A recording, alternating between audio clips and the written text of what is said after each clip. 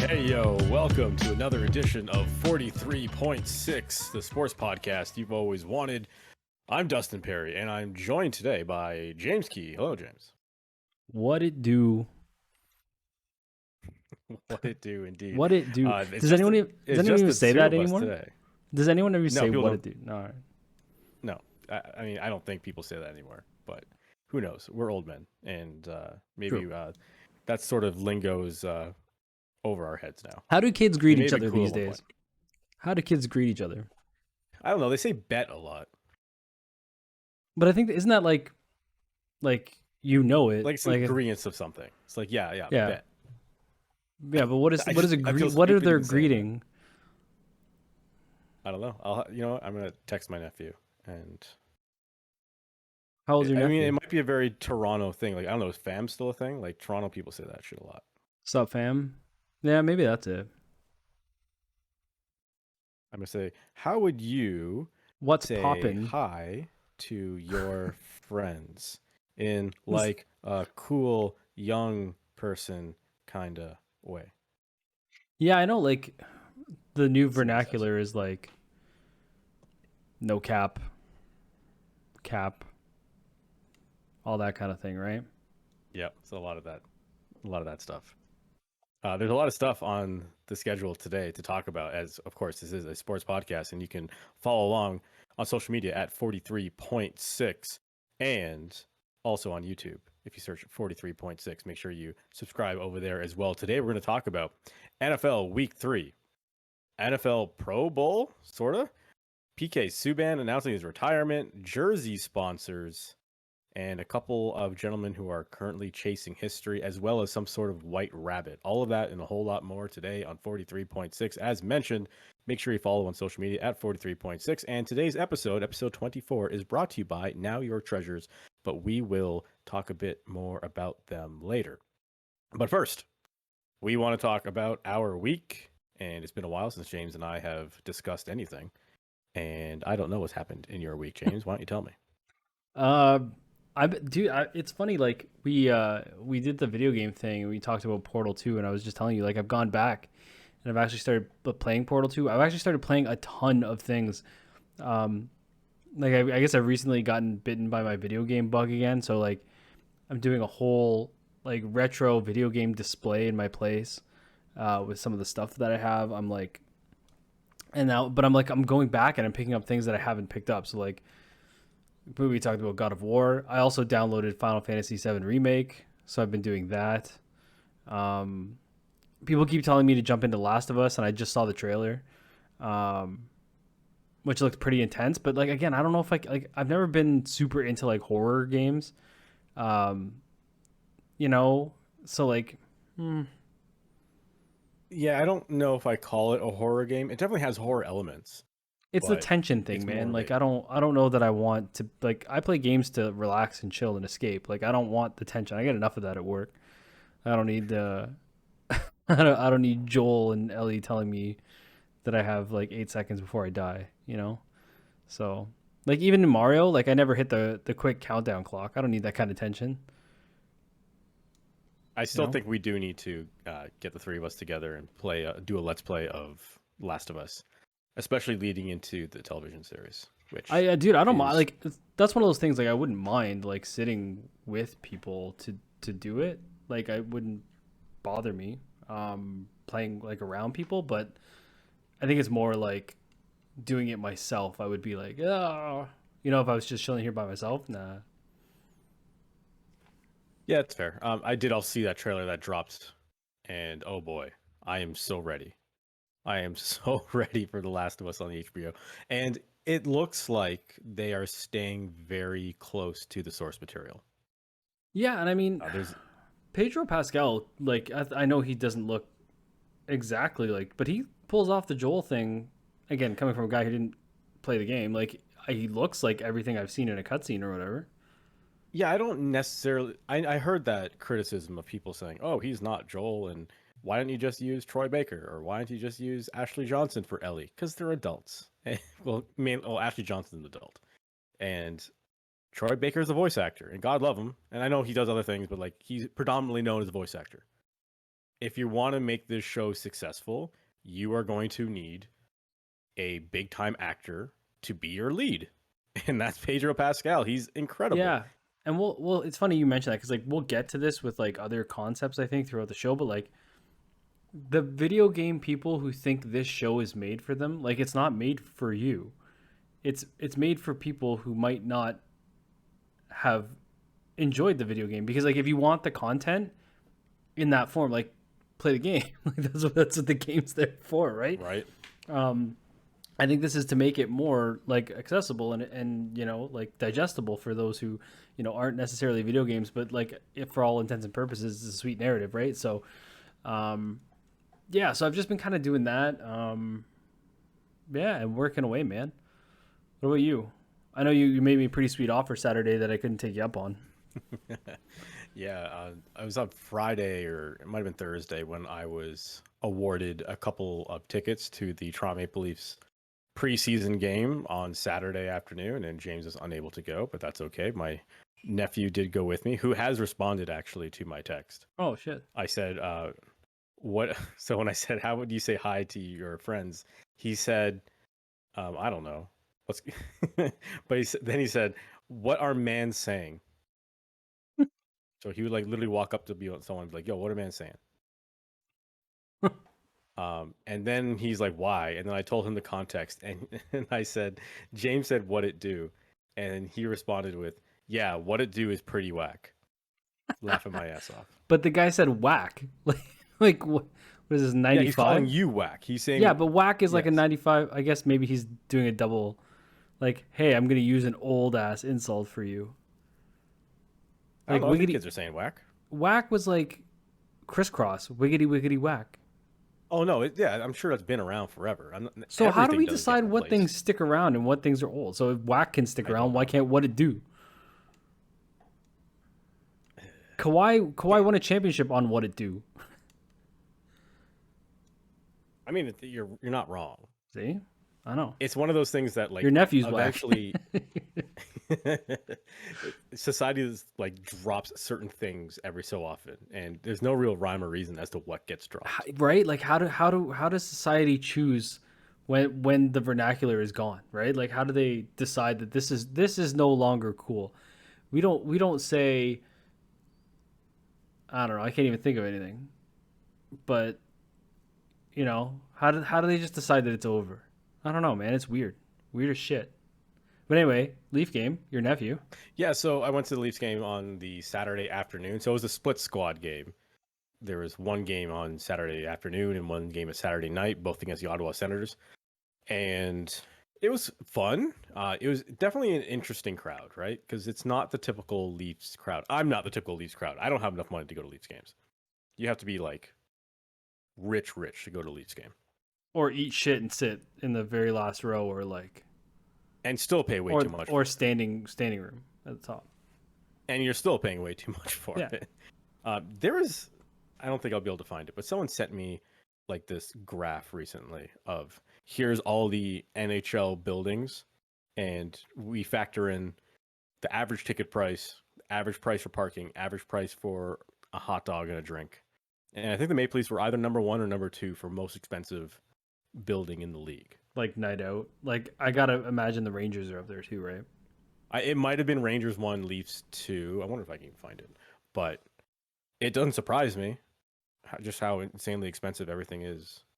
And, you know, the Leafs is definitely one of them. So at the game on the Saturday afternoon for a split squad preseason game, it was definitely a more family friendly crowd, with the exception of the guy behind me who kept cussing at people. Like he was yelling at Cam Talbot, and like he was like, I guess he was trying to chirp him, but like he was saying stuff like Talbot, who's Talbot? And I'm like, are you like chirping this guy, like insinuating that like you don't know who he is, or do you legitimately have no idea who Cam Talbot is, who's had like a 15-year career in the NHL? Like, Also, which of these things are true right now? Where were your seats?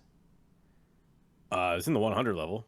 Oh, okay. Because I was gonna say I hate like the one thing that really like pisses me off sometimes are guys in the like the Sprite zone at like NBA games and shit, just trying to get their chirps across, and like, buddy, you know that he's not gonna hear you. Like, I mean, even as we were like 19 rows up from the ice, so if there was no one in the building and no one making any noise, it's possible that Cam Talbot would have heard him. But in this particular situation, there is no chance that There are anyone some was dudes who hearing just what you're don't saying. have it in the chirp department, right? Like there's, I, I've been to a few sporting events, even as recently as like TFC, and there's just dudes who just don't like. You lack the necessary. They are necessary. The necessary skills to execute a chirp. Like there should be a class for that. Yeah, it's pretty sad, but it was a fun time. Even though it was a smaller crowd than normal and a different crowd than normal, it was a good time, and I got to see a lot of players that are on the bubble right now, and you don't know if they're going to make the team or not. And Dennis Mulligan was one of those guys. It looks like That man Mulligan. scored, didn't he? He did score, and it looks like they're putting him with was it Tavares and Nylander currently on like practice lines and stuff. So I don't know if it Well, was that line. I think it was that line that he ended up on. they And they have a plethora, and it's not on the schedule today. I'm plethora? sure plethora Is it of plethora? I think plethora it's a plethora.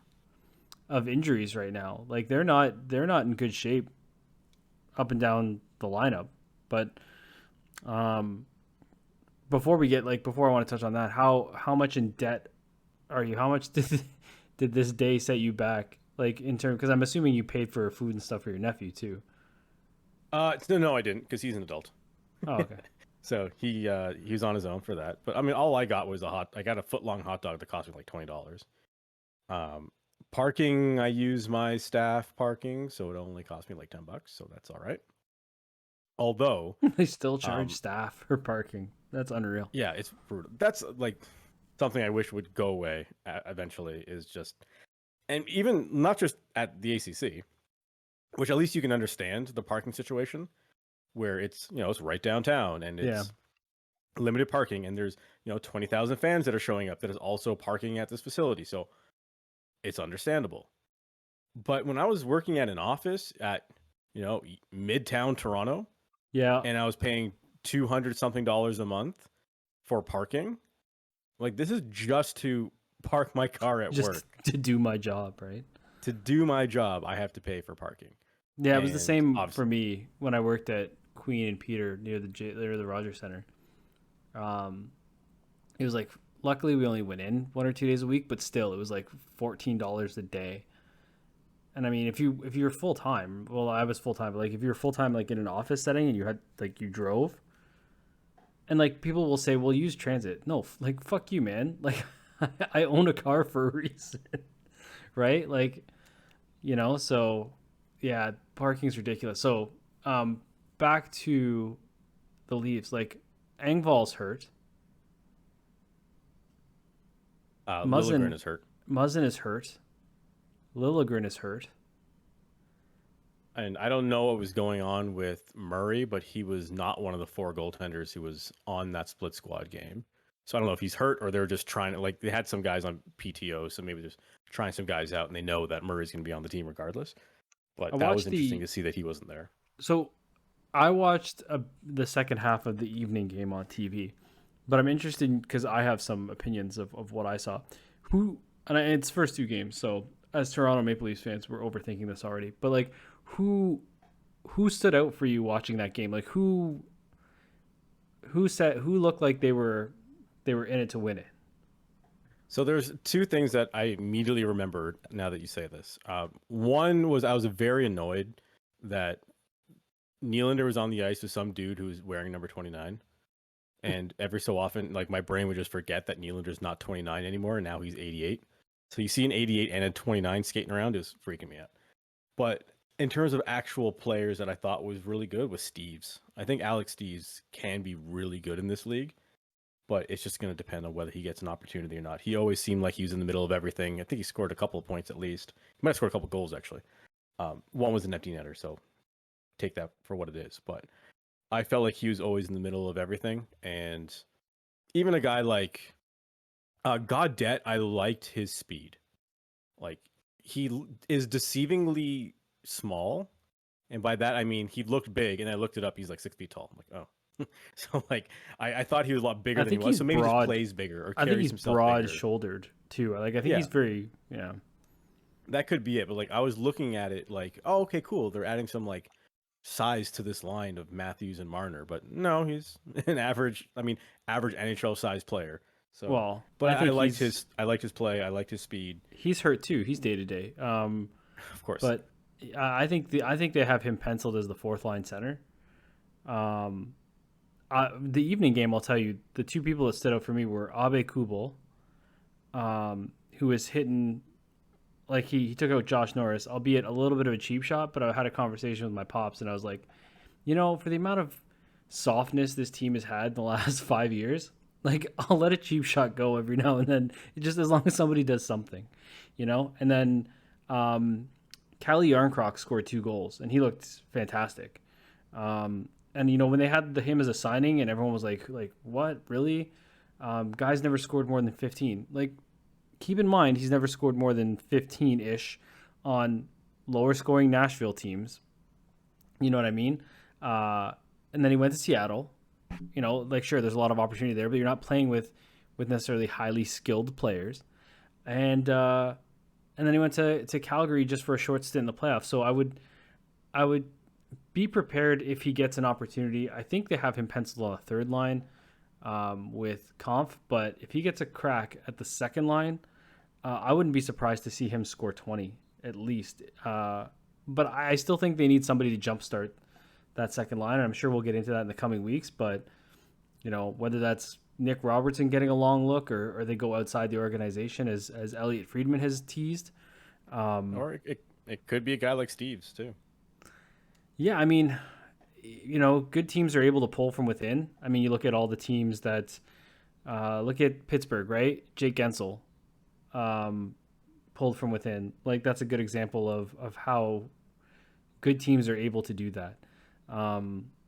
Or even Florida, like you could say Mason Marchment at the time. Like I know he was acquired, but he wasn't acquired to be a top player, and he became one, and they pulled him from within. So yeah, I don't know. But another guy actually that was playing really well, and you're going to hate this, was Justin Hall. No, I don't hate it. I want a dude who's that big to be physical. That's always been my thing. Is just I thought he was physical enough, and he didn't look badly out of place in any times, and that's always been the criticism for Hall. Like, he always makes that bonehead play every now and then. But he scored a goal. There was a number of times where there was a great outlet pass, and I would look down like, who's, and I'm like, oh, that was Justin Hall. Like, man's playing like he doesn't want to get traded. Incredible in that game. He's playing like he doesn't want to get traded to Chicago. That's what it is. Or he's playing like he's trying to up his trade value. I don't know. I think. Well, I think this is the last year of his contract. This is a contract year. Yeah, that's also a good point. And we've seen a lot of interesting things on contract years. Before we move off the Maple Leafs, although that would have been a really good segue, one thing that I wanted to talk about is something that I experienced at this hockey game. And I guess I don't go to enough hockey games to think this was a thing. I didn't think this was a thing that happened in hockey games. I thought it was only in baseball games. Oh, God. They're doing a wave at this game. And the wave went around a few times. And I can't stand the wave. The wave it's is the probably most ridiculous thing ever. It's probably the worst thing you could do, because like you're visually distracting. So like if you're actually supporting the home team, it's probably a pretty terrible thing for you to do, right? But like I think it comes from, like, you see the wave, like you said, a lot at like family games, and I think it's one of those things that, and this is gonna sound a little bit like, what's the sexist equivalent for economics? Right? Elitist? Classist or elitist, yeah. I think when people who normally can't afford to go to these games, they do things that are almost cliche, or like they want to do it because they have the opportunity to. And like, I'm not going to knock them if they're having a good time, like, sure. Right. Like, but I personally hate it. But you know what's worse than the wave itself? The one fucking dude at Jays games who tries to get it going. Each time. It's like, God, everyone, 1, guys, let's go. And you're like, no, man, just sit the fuck down. Right? Like, we How many both just times rubbed has our happened faces. at a Blue Jays game? How many times that happens where it's like, dude, it's a 1-run game in the 7th inning, and this game means something, and all you idiots are just trying to start a wave right now. Or you're down Like, 6-2. You're down 6-2, and they're like, let's do the wave. And you're like, why don't you just fucking go home? Yeah, no, the way, I don't know. It's hard, right? Like, I think in those scenarios, like, yeah, I don't know. It's like the in context, right? I think that's fine. But if it was like game 12 of the season, I'd be like, you know, they could win the cup, and they'd be trying to do the wave. I'd be like, sit the fuck down, or do yeah. something else with your hands. And that's another thing why I kind of give it a pass is like, it's a preseason game. It's a split squad preseason game at 1 o'clock in the afternoon. Like, But if there's ever a time to do a wave in a hockey game, that might be the time. But you know what I actually bring that up. You know what I do appreciate more TFC and like even in football in general is like European football, not NFL. Is chance in general. Like I think though, like if you're gonna have fun and get into a game, like I think chants are totally the fucking way to go. And if we get a chance when Maddie comes back, he shared me a video from his Korean baseball game, the Giants. Right. You saw that, right? In the Yeah, I Discord, saw it. where it's basically like a soccer game in the supporter section of the baseball game. And I wish more of that would come to sports. Like hockey chants are so fucking boring, right? Like it's like it starts off like this. It's like goalies go, goalies go, and then goalies go, and then eventually it just fizzles out, right? Like I wish there would be more creativity. I wish there'd be more like investment, it feels like, but it's I mean, they're probably also jaded for the last 58 years or whatever it is, right? Yeah, it is hard to get people behind this behind a Maple Leafs team sometimes. But you're right. Like there's a significant difference of how people react to different sports and how they react in different places. And you'll go to one city and it'll be completely different than it will be here. And absolutely, when you go across the other side of the world and you see a baseball game, it's a completely different thing. Just like when we go to a Canadian football game here, it's one thing, but when you go see an NFL game, it's something completely different. And they're tailgating out there. The Buffalo Bills Mafia is putting each other through tables. It's a whole scene over there. And this past week in the NFL, week 3 was a scene indeed. Something I think we should talk about right off the top. We have NFL picks that we normally give out every single week. And not only did you get 3 picks last week from myself, James, and Maddie, who was over in another part of the world, still sent in his pick. We also got a pick from Anthony from the Not After 30 podcast. And all 4 of those picks, if you guys, listeners to this program, if you were smart enough to take our picks and then do the opposite of what we told you, throw them in the garbage, that would have been a 4-pick parlay for you. Yeah. And I took Buffalo over Miami, which did not happen. Thanks. That's to a waste the of your punt. Buffalo Actually, pick. the ass punt might have helped it. Actually, that's a huge waste of your Buffalo pick when you think about it. I mean, is it? Because we don't know what the Buffalo Bills are. They've won 2 games this year. We'll get into that. Josh Allen's a great coach. We'll get into it. But I'm just saying, like, we don't know anything yet. It's week 3. James, you picked the Raiders over the Titans. That didn't work out for you either. Maddie picked Kansas City over the Colts. That did not work out for Maddie. And Anthony picked the Bucks over the Packers. And that didn't work out either. So we're gonna regroup at the end of the segment with some more picks for week 4. And if you're smart, maybe you'll just bet against us for the rest of the season. And you will be thanking us, or your accounts that you bet in will be thanking us after not taking our advice. Where do you want to start? There's so much that went down. I don't know. I'll defer to you. Well, I'm just gonna go from the top to the bottom. Is that my computer? That's my computer making this noise right now. I don't think you can hear it because it's like I have it muted going through to you. But there's like on this website I just went to, there's this like video that auto played. And it was like some weird Volkswagen ad. And I'm looking around. What is that sound right now?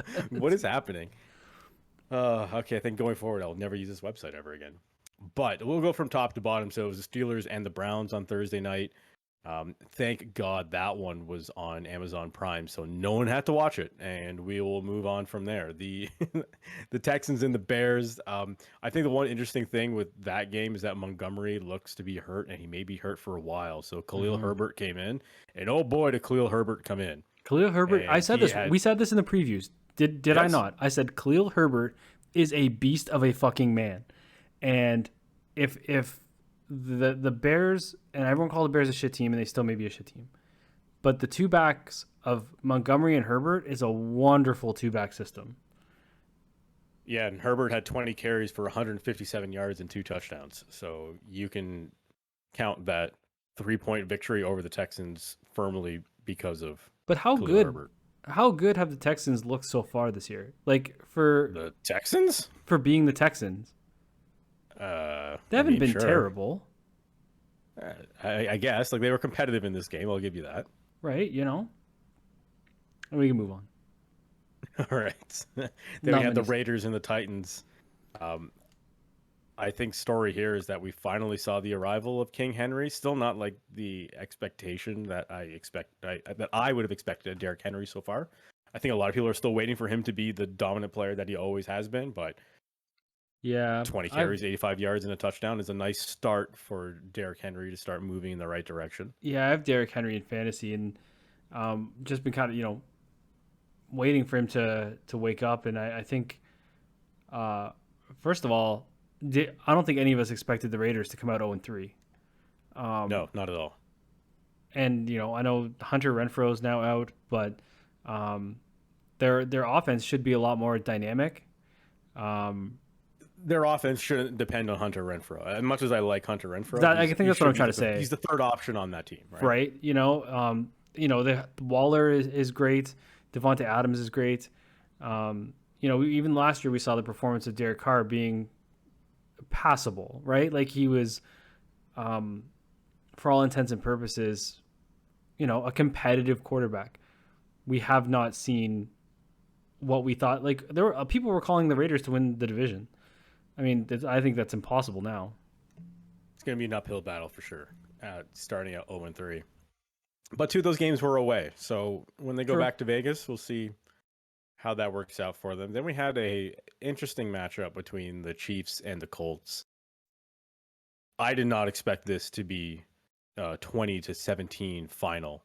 I did not expect Mahomes to throw 1 touchdown. I didn't expect No, Taylor to have 71 yards. You know what I mean? Like, I did not expect this game to be as low scoring as it was. And there was times where the Chiefs just looked like they couldn't get anything going.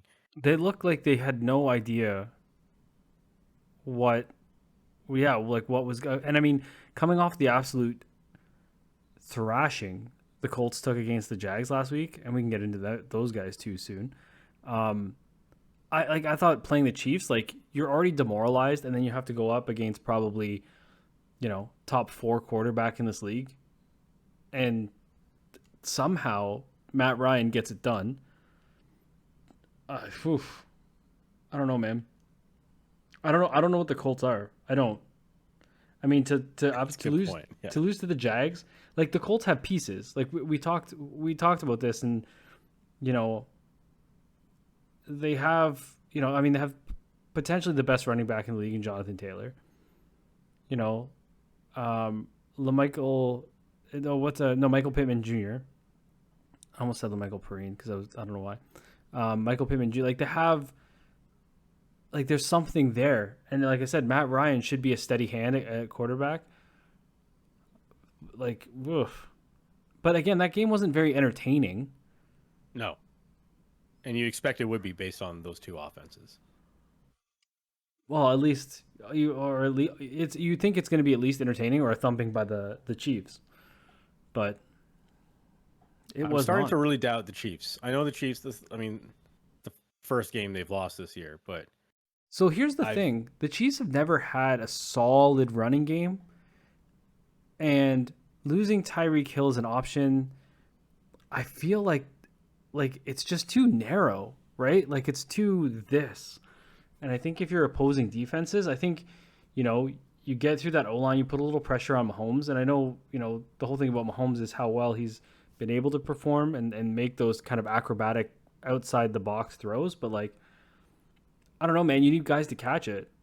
And I don't know that they have the horses up front to figure that out. And I mean, the Chiefs are when they won the Super Bowl, I think everyone thought they were going to be this next kind of, dynasty, but I almost akin them to like Green Bay. Like I think they're going to follow a very similar path where they'll be competitive. They've won a Super Bowl. They might get back. Will they win another one? Like I don't know. Like Rodgers is probably not going to win. Like if they don't win this year, Rodgers is going to walk away with one Super Bowl. That's crazy to think about it. Right? That's what I mean, right? But he gets talked about as one of the greatest or great quarterbacks, at least of this generation. And Mahomes might be the same thing with a ring because, like, and I get he's still young, but I get that same feeling, of the Packers and the Chiefs. Do you know what I mean? So I don't know. Oh yeah.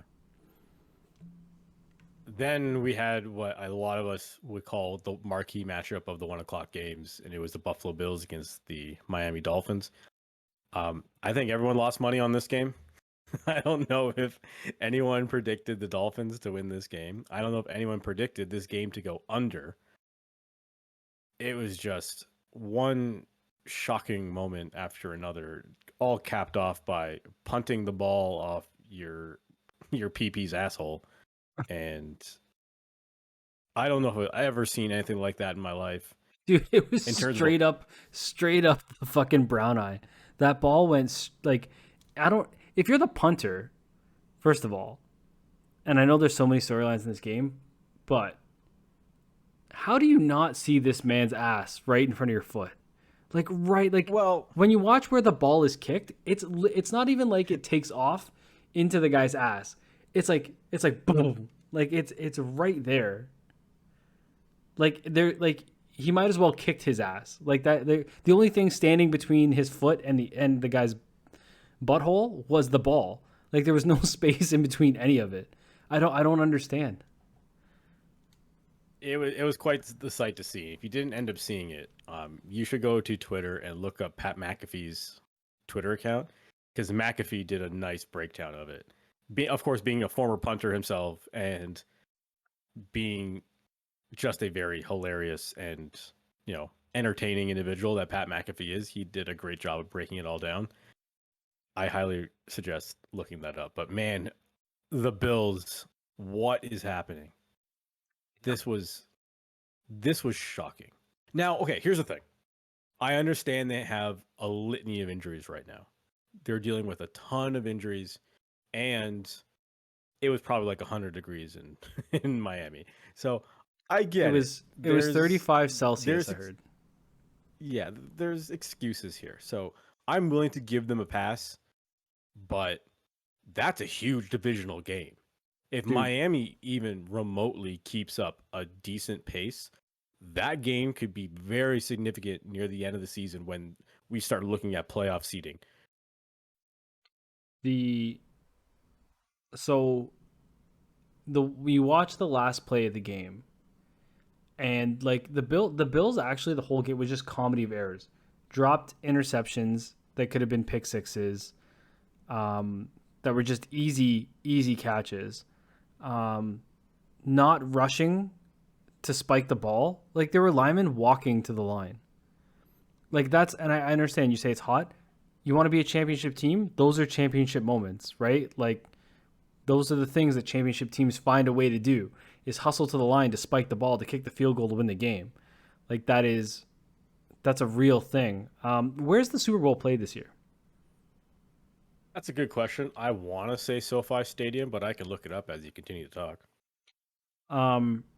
So there's that, and you saw the offensive coordinator for the Bills just absolutely lose his fucking mind, and as he should. Those are your boys walking to the line. Like I would lose my mind too. And then it's going to be in Arizona. So you don't think the Bills get to the fucking Super Bowl? You don't think it's going to be hot in Arizona? They have a dome. I guess that's true. And it'll be like February, right? Sure. I mean, I don't know the weather in Glendale in February, but I imagine it's still warm, but it can't be like Miami hot, can it? I don't know. I've heard like the Arizona, Vegas, like all that strip can get up to like 130s, 120s, buddy. So I don't know, Glendale, man. Arizona, weather in February. 21 degrees Celsius, Okay, they'll be fine. average high. Okay, That sounds quite pleasant, actually. right? Um, and then the big story is Tua getting completely. And but like here's the thing, he didn't get destroyed, right? Like Milano hit him, and he goes backwards, and he clear as day hits his head. But what bugs me is the press conference after, where he says it was his back.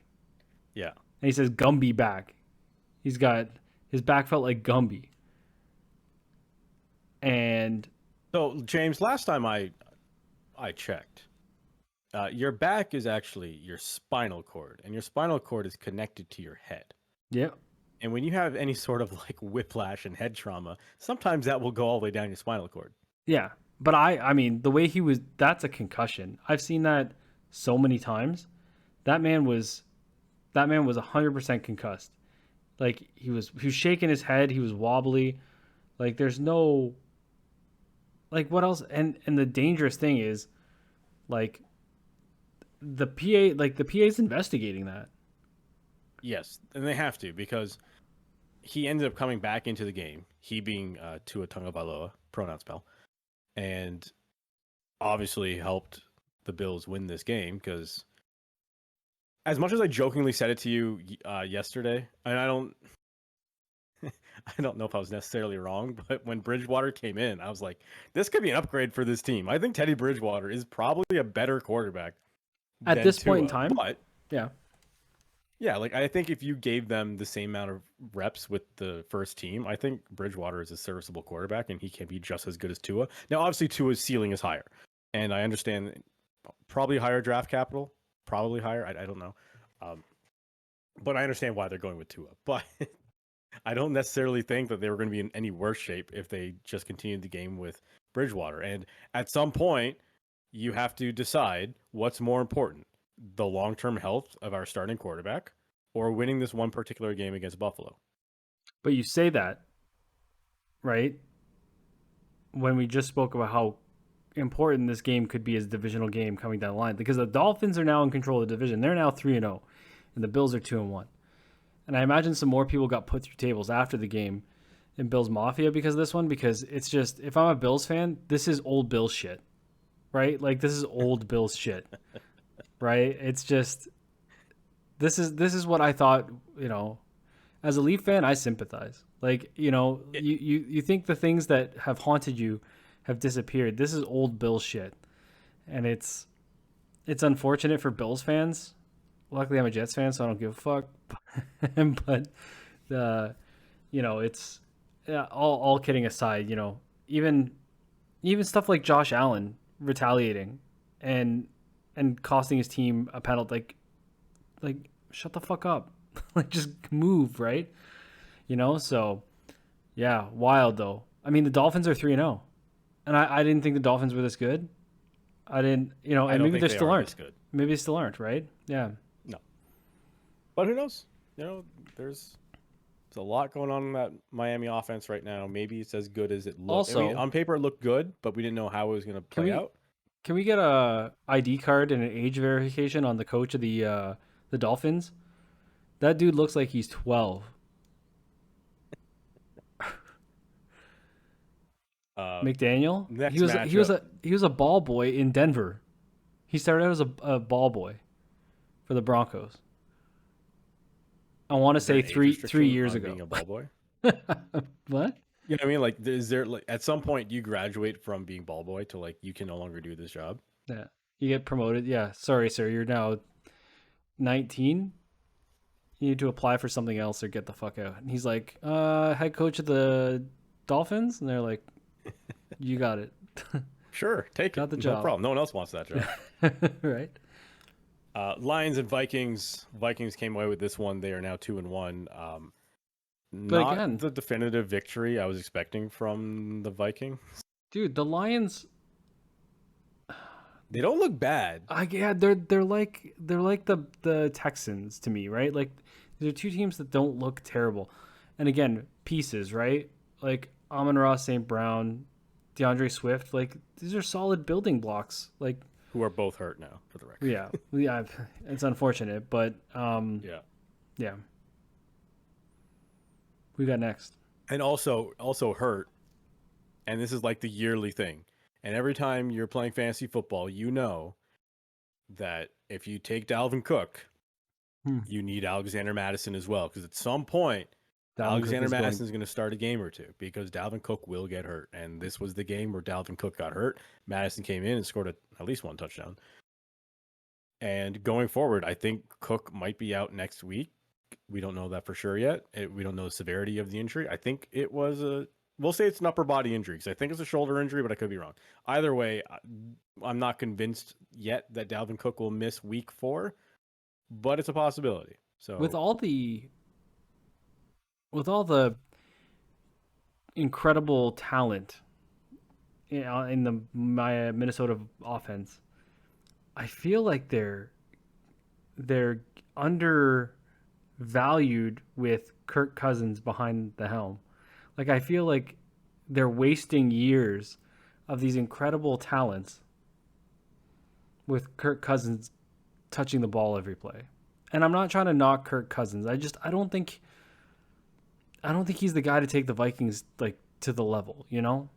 It's unfortunate that I 100% agree, and it's unfortunate for the Vikings. A guy like Justin Jefferson, who's probably the best receiver in the league, you know, yep. and performs that way with Kirk Cousins. Yeah. Imagine if you had, one of the other guys. Imagine if you had Trevor Lawrence. I was gonna say, imagine if you had Lamar Jackson. Or Lamar Jackson, chucking bombs. Who was in our next game, the Ravens and the Patriots, and the Ravens came away with the victory. Lamar Jackson, 218 yards through the air, 4 passing touchdowns, 11 rushes for 107 yards with a rushing touchdown. He scored 5 touchdowns, did Lamar Jackson. Hilariously enough, now I know the league that I'm in for fantasy scores a little differently than most. You get dinged a bit more for turnovers than most leagues. But if you look at Lamar Jackson the first 3 weeks, 20 points, 41 points, 39 points. Dude, you're right. The man's he's trying to get paid. He's in a contract year right now, and that's what we were saying about Justin Hall earlier in the show. When it's a contract year, guys turn it up, and especially in the situation with Lamar Jackson where he said, I am not going to talk about a contract extension during the season, and they had like up until the Friday before the season started to get one done, and they didn't. And give him credit, because there's a lot of players in his position who would just sit out and say, I'm not going to play. He is inflicting pain upon that front office. It is 50 Shades of Grey levels of masochism happening with him in that front office right now. Like they are in a world of trouble unless they franchise tag him. Which I think is going to be the plan, but that only pisses him off, right? Like I think, yes. Long term. So they're better off finding a way around it. But I mean, if they don't have the money or they're not willing to pay, then, And the cool thing about Lamar is he's making guys around him better, and that's the sign of an incredible quarterback and leader. And like you said, Mandrews is a beast. Mandrews is a beast, and Devin Duvernay, I don't think is. I don't Doesn't think get Duvernay should be like your number one wide receiver, but Lamar Jackson is making him so. Like he's forcing the issue of making Duvernay the number one wide receiver on this team. Yeah. And that's a whole nother thing with the Ravens offense, what they did this offseason and how it looked like intentionally did not give Lamar Jackson any weapons, but he's still finding a way to put up a ridiculous amount of touchdowns on the board and finding a way to win a couple games here and there. Thought they could get him cheaper and then supplement him with something next year, right? I would imagine that was part of the plan, but we'll have to wait and see. Although he definitely is an upgrade from the Ravens' previous starting quarterback, which was a young man by the name of Joe Flacco, who, of course, is the starting quarterback for the New York Jets. I mean, in name only. Unfortunately, unfortunately lost to the Cincinnati Bengals. I actually bet on the Jets to win this game. I was thinking the Jets are just their offense is electric right now, It is. even though it's Joe Flacco, but like they are just throwing the ball like nobody's business. They have attempted more passing plays than anyone else in the league has by a wide margin. Well, and I And the said, and it's skill weird. players, Oh, go ahead. I was gonna say the skill players on the Jets are incredible, and the Bengals have looked absolutely lost to start this season. And I thought it was just a combination for success for the Jets this weekend, but that wasn't the case, was it, James? Well, couple of things. So I pin this entirely on Joe Flacco. I really do, because I watched that game and he was missing dudes. The dude was like what, 19 for 58 or something. Like he had a passer rating of 53. 28 for 52, but yes, still horrible. Right? You have Brees Hall, you have Michael Carter, you know, you have two. Again, we talk about Montgomery and Herbert. Again, these guys aren't. But Brees Hall was the best running back in the draft. Has been relatively as advertised. Michael Carter is still a fantastic back. Your electric offense, like for real, their weapons are good. When you're talking about Denzel Mims getting scratched healthy for the third game in a row because you're starting Garrett Wilson, Corey Davis, Elijah Moore, Uzama was back. Garrett Wilson's real good too. Yeah, he's going to be real good. He's going to be Yeah. Justin Jefferson good, they say, like in a couple years possibly. And you think about that, you think about Sauce Gardner basically shutting down Jamar Chase, right? Like Sauce is the real deal. They have the pieces. Maybe the O-line is still not what it needs to be. Guys are hurt and it's not exactly solidified, but man, like Flacco was so bad, and the lack of pressure on Joe Burrow, like it should be easy. They made the offensive line for the Bengals look like the steel curtain defense played it. It was just like, you gotta, like, the dude's been knocked around so many times. Like, what's his average sack? What are the average sacks per game for Joe Burrow? And how many sacks? Did they sack him on Sunday? I don't think so. I don't know if they did, but Joe Burrow was the most sacked player in the NFL last season. I don't remember the exact number, but it was alarmingly high. Like it was, you should not be letting your quarterback be hit this many times. And good for the Bengals. You know what? T. Higgins came up with a couple big plays. Got knocked around a bit, but you could see like there was some disarray on the Jets sideline with Quinnen Williams. I think it was the defensive coordinator he was getting at, but Robert Saleh went there, calmed things down. And they get the Steelers next week, which, I mean, if they can catch balls on the defensive end, Trubisky's going to interception machine. So hopefully that bodes well for the Jets. But yeah, Joe, like I was losing it in the chat about how bad Joe Flacco was. I tweeted out that they honored Nick Mangold at halftime and let him join inducted him into the Jets Ring of Honor. I was like, can this man throw a ball? I was like, he's drinking beer live at his induction, but can he throw a ball? Because, and for the life of me, Mike White, who's in the Hall of Fame for being the best quarterback debut of all time, sitting on the bench, who's 40 years younger than Flacco. And if you're not going to win the game, if you're just biding time till Zach Wilson comes back, who, again, everyone says he looks incredible in rehab. Why not put Mike White in there? Why not? But because Joe Flacco is a Super Bowl MVP. That's why. Oh, sure, okay. It's the only thing I can. Yeah, Jose Theodore won a Vezina. Like, what do you want to say? That's all I got. No, Jose Theodore won a heart. Jose Theodore won a heart. I remember one NHL game. I don't remember which one it was. It might have been 99 or 2000. But Jose Theodore was like a 98 overall goaltender. And I'm sure Joe Flacco was 94 There was like overall. a year there where Jose Theodore was a very good goaltender.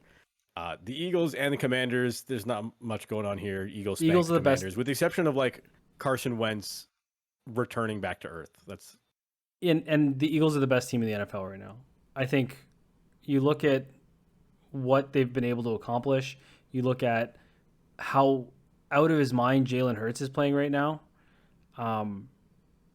There were a couple him and Lamar Jackson very similar, right? Like they play very similar games. Yeah. And I feel like they're playing very similar this year. Both are excellent running quarterbacks, but man, are they chucking bombs downfield. And good for Hurts. I was a fan of his last year.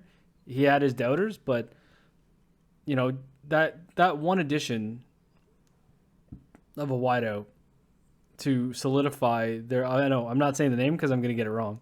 Because I'll get it's confused. AJ Brown. It's AJ Brown. But that they essentially got for nothing.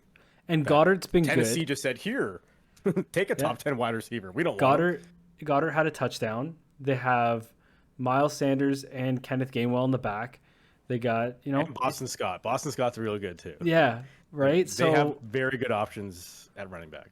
And the defense has played well. I mean, they're the team to beat. They're gonna walk with that division.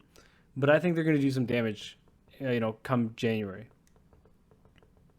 We had the Saints and the Panthers. Panthers coming away with the victory at home. Jameis Winston is Jameis Winston, and he's going to continue to be Jameis Winston for the entirety of his career. And you're going to get the good, and you're going to get the bad. And this is one of the games where it was a bit of the bad for Jameis Winston. Yeah, not much to say about this one. I think the game that I think we want to talk about the most, though, at least at this point in the schedule, is the Chargers and the Jags. And at what point, I ask you, James, at what point do we start drinking the Tony Khan Kool-Aid and just believe in this man that he knows how to put an NFL football team together? The Jags are 2-1, and they look like convincing victories. Yes. A victory over the Chargers. And people have been talking about the Chargers like they're going to be a playoff team, as you would assume.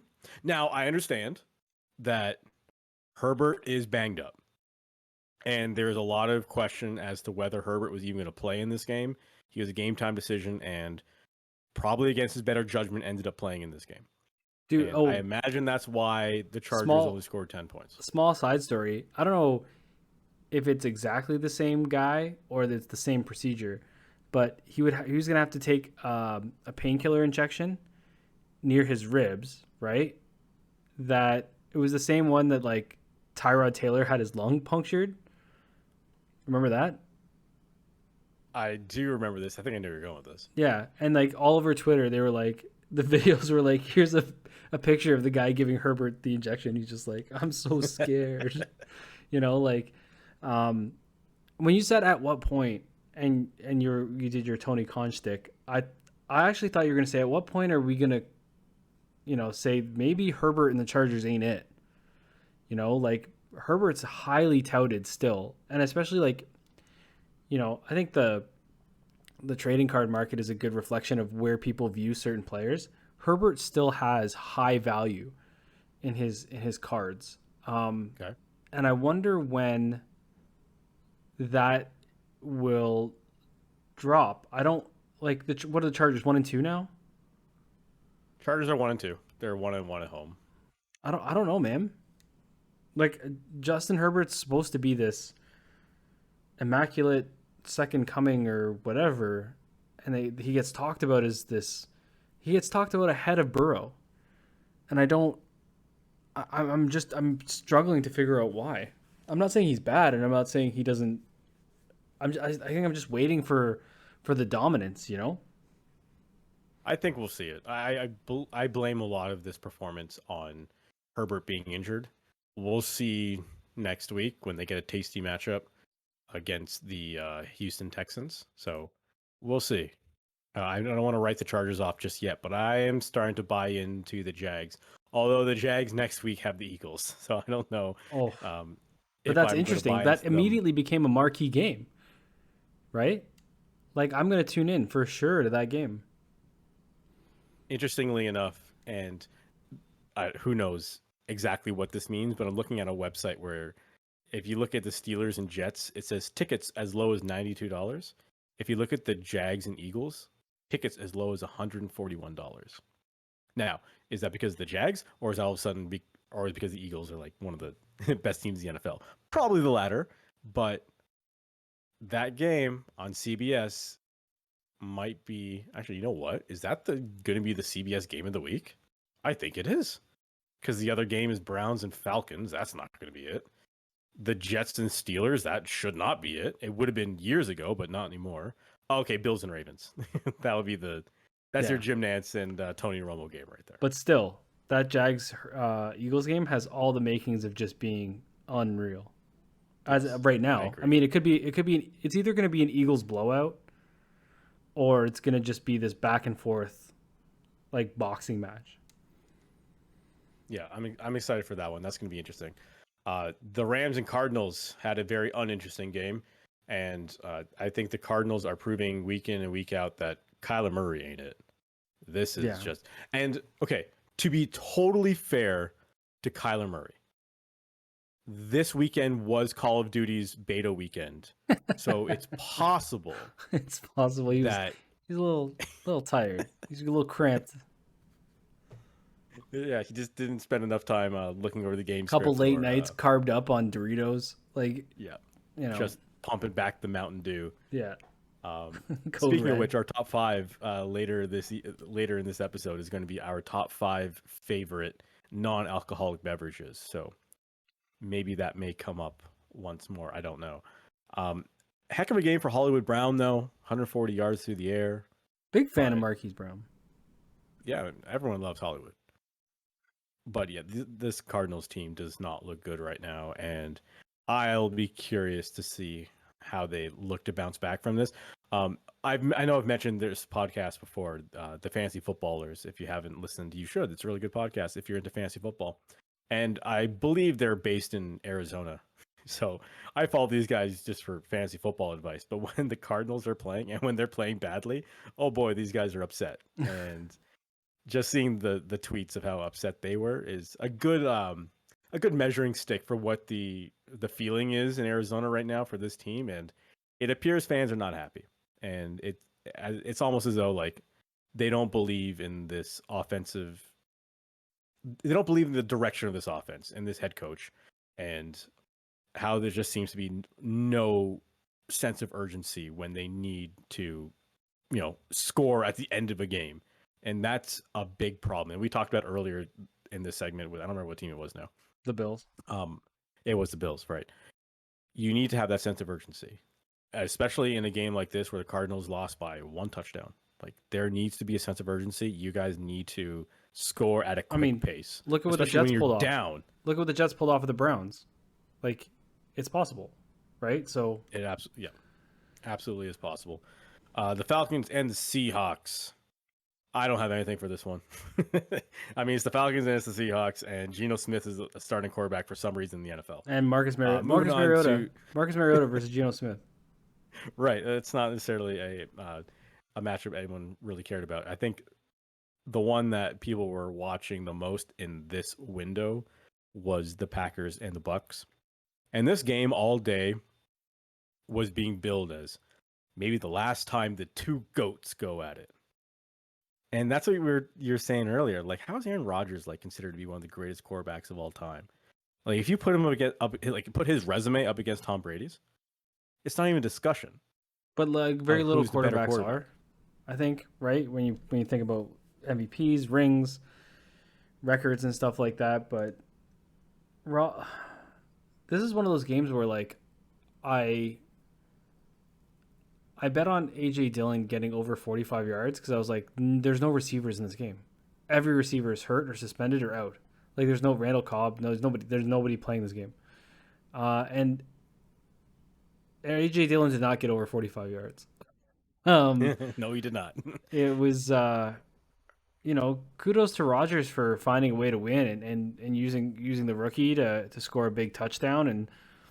And, Tom Brady just, I heard, I think it was Jay Onrait this morning, was saying when Brady left New England, he was going to Tampa Bay, who had, Evans and Godwin. Like, there were these pieces there that Brady could come into a system and be like, okay, I have these things, right? Gronk was there, Gronk was coming back and all this stuff.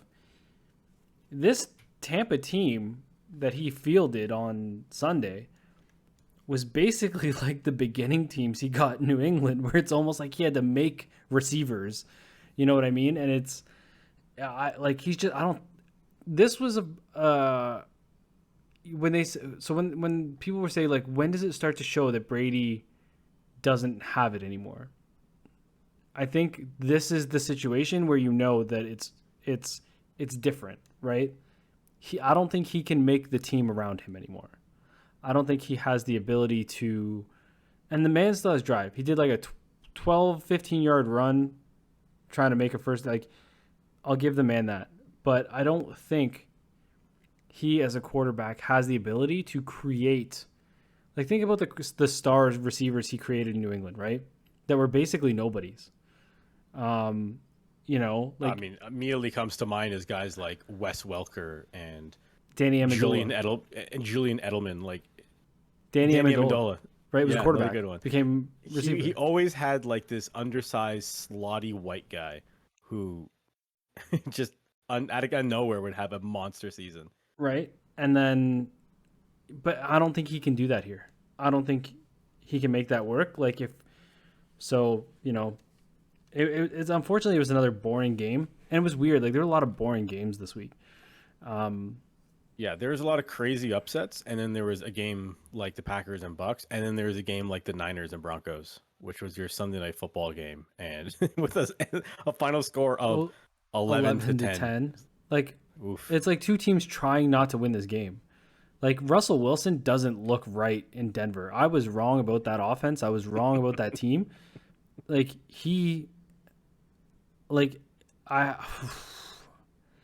doesn't look, and he said he had the weirdest post game press conference where he's like, "This was an incredible game," and everyone, the offense was incredible, the defense was. I'm like, no, they were not. This was not. I don't know what game you were watching, but this was not an incredible game. I don't know what's up. My favorite tweet from, it might have been this morning, where someone posted the caption, "Let Russ cook," because that's the common thing they've always said about Russell Wilson while he was in Seattle. Let him cook, man. Just let him throw the ball down the air to DK Metcalf and to Tyler Lockett. Like, well, those guys aren't here anymore. So let Russ cook. And the image that they put underneath it was someone cooking chicken in a pan with some NyQuil, which I don't know if you're aware of. Like, was this like TikTok fad for a hot minute there, where kids were cooking like meat in NyQuil? So much so that NyQuil had to like put out a press release telling children to stop cooking food with NyQuil because it will kill you. So if you take anything from this podcast, kids, just appetizer, Tide Pods, main course. Yes, exactly. Do not chew on Tide Pods and do not drink NyQuil. Yeah. So still one more game in the NFL in week 3. It is currently happening as we are discussing. So we're not going to go over the Cowboys and the Giants. That is going to have to wait for another time. Actually, we will never discuss it because by the time we talk next week, that game will be inconsequential. We forgotten about it. Totally inconsequential. It does not matter, especially with Cooper Rush as a starting quarterback. That's just, no one wants to watch that. We do have to make a pick though for next week, and I don't have Maddie, so you're only going to get 2 picks this week. And I'm going again. If you learned anything, to bet against us. Whatever we say, just do the opposite. But I'm going to say this week, I don't think you should bet the opposite of me because I'm picking the Vikings against the Saints.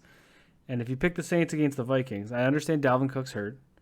I understand, but I don't see the Saints, beating Minnesota. I think Minnesota has too many weapons and too many options beyond Dalvin Cook. Maybe it's time for Irv Smith to step up a bit. But in the offense and the schemes, but I don't think the Saints have a chance. Well, the game is in New Orleans, and currently, as of we are recording, Minnesota is a 2.5-point favorite. So not exactly a slam dunk pick. Closer than it should be. It is closer than it should be, and I think it has a lot to do with A, the Cook injury, and B, it being in in New Orleans. I think that's part of the reason why you're looking at such a close line right now. My pick, and I can already see it going the other way. I can already see the conversation next week of, yeah, I probably should not have picked the San Diego Chargers, but here we are, and I'm picking the Chargers. And I know they're not San Diego anymore, but they are playing the Texans. The Texans have been horrendous. I think the Chargers are significantly better than they showed they were this week. Herbert was banged up.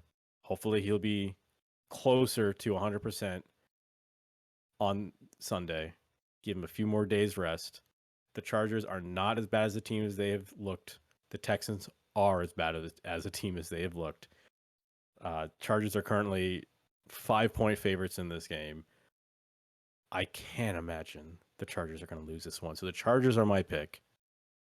And if I was smart, I'd probably bet against myself. So we'll have to see how that goes. I was honestly very close to picking the Jags, but that's just going to be such a huge upset. I might actually take the Jags in a real wager at some point this week. We'll see how that line develops. But that's our NFL picks for this week. That's our recap of NFL Week 3. There is one more NFL story on the list, though. And that is, of course, the Pro Bowl. You know, James, the Pro Bowl is something that everyone really looks forward to. And the Pro Bowl is everyone's favorite game of the year. And, you know, the entire season doesn't matter to me. I just want to see who makes the Pro Bowl because that's where the entertaining football happens. Well, the NFL is aware of my facetiousness right now, and they're aware of the fact that no one gives a shit about the Pro Bowl. So they are making some much needed changes. And to be honest, I don't know how I feel about this. Because the Pro Bowl it's going to be called the Pro Bowl games now, instead of being called the Pro Bowl, because there's going to be multiple games existing. And it's going to be a showcase of AFC and NFC players, and they're going to be showcasing, this is from the press release, they're going to be showcasing their football and non-football skills in challenges over several days. The 2023 games will be held in Las Vegas, and the flag football game at Allegiant Stadium on February 5th. What the hell does that mean? What does that mean that they're going to be doing football and non-football skills in challenges over? So are they going to have a spelling bee? Is that what's going to happen throughout the week? I would not be surprised. First of all, much like the Last of Us show versus the game, this is not meant for us, right? Like, this is to, you know, the NHL All-Star Game, all the home run derby, all that stuff. That's to draw in casual fans, kids who are going to invest in this game long term and be drawn in by something very casual and fun. But hear me out. I would not be surprised if the non-football challenges are tied to Nickelodeon. Okay, I'm listening. I like it. Because the slime game, when they do the slime is very popular, especially online, gains a lot of traction, even from the older audience. How fun and funny it is. You know, I don't think I could watch an entire season of Nickelodeon football, but I even enjoy it. It's a lot of fun for that one or two moments, right? I would not be surprised that if it's multiple days, one of the days are really wacky things, almost like, remember Guts back in the day, or like those like American Gladiators, but for kids, that RJ City used to be on. But that was Splat-A-Lot, I think was the name of that show. Stuff like that, right? I would not be surprised if there are cool, fun, slime involved events that these guys participate in to continue that partnership and build out that audience, because I think there's something there. No, I think you're right, and it could be interesting.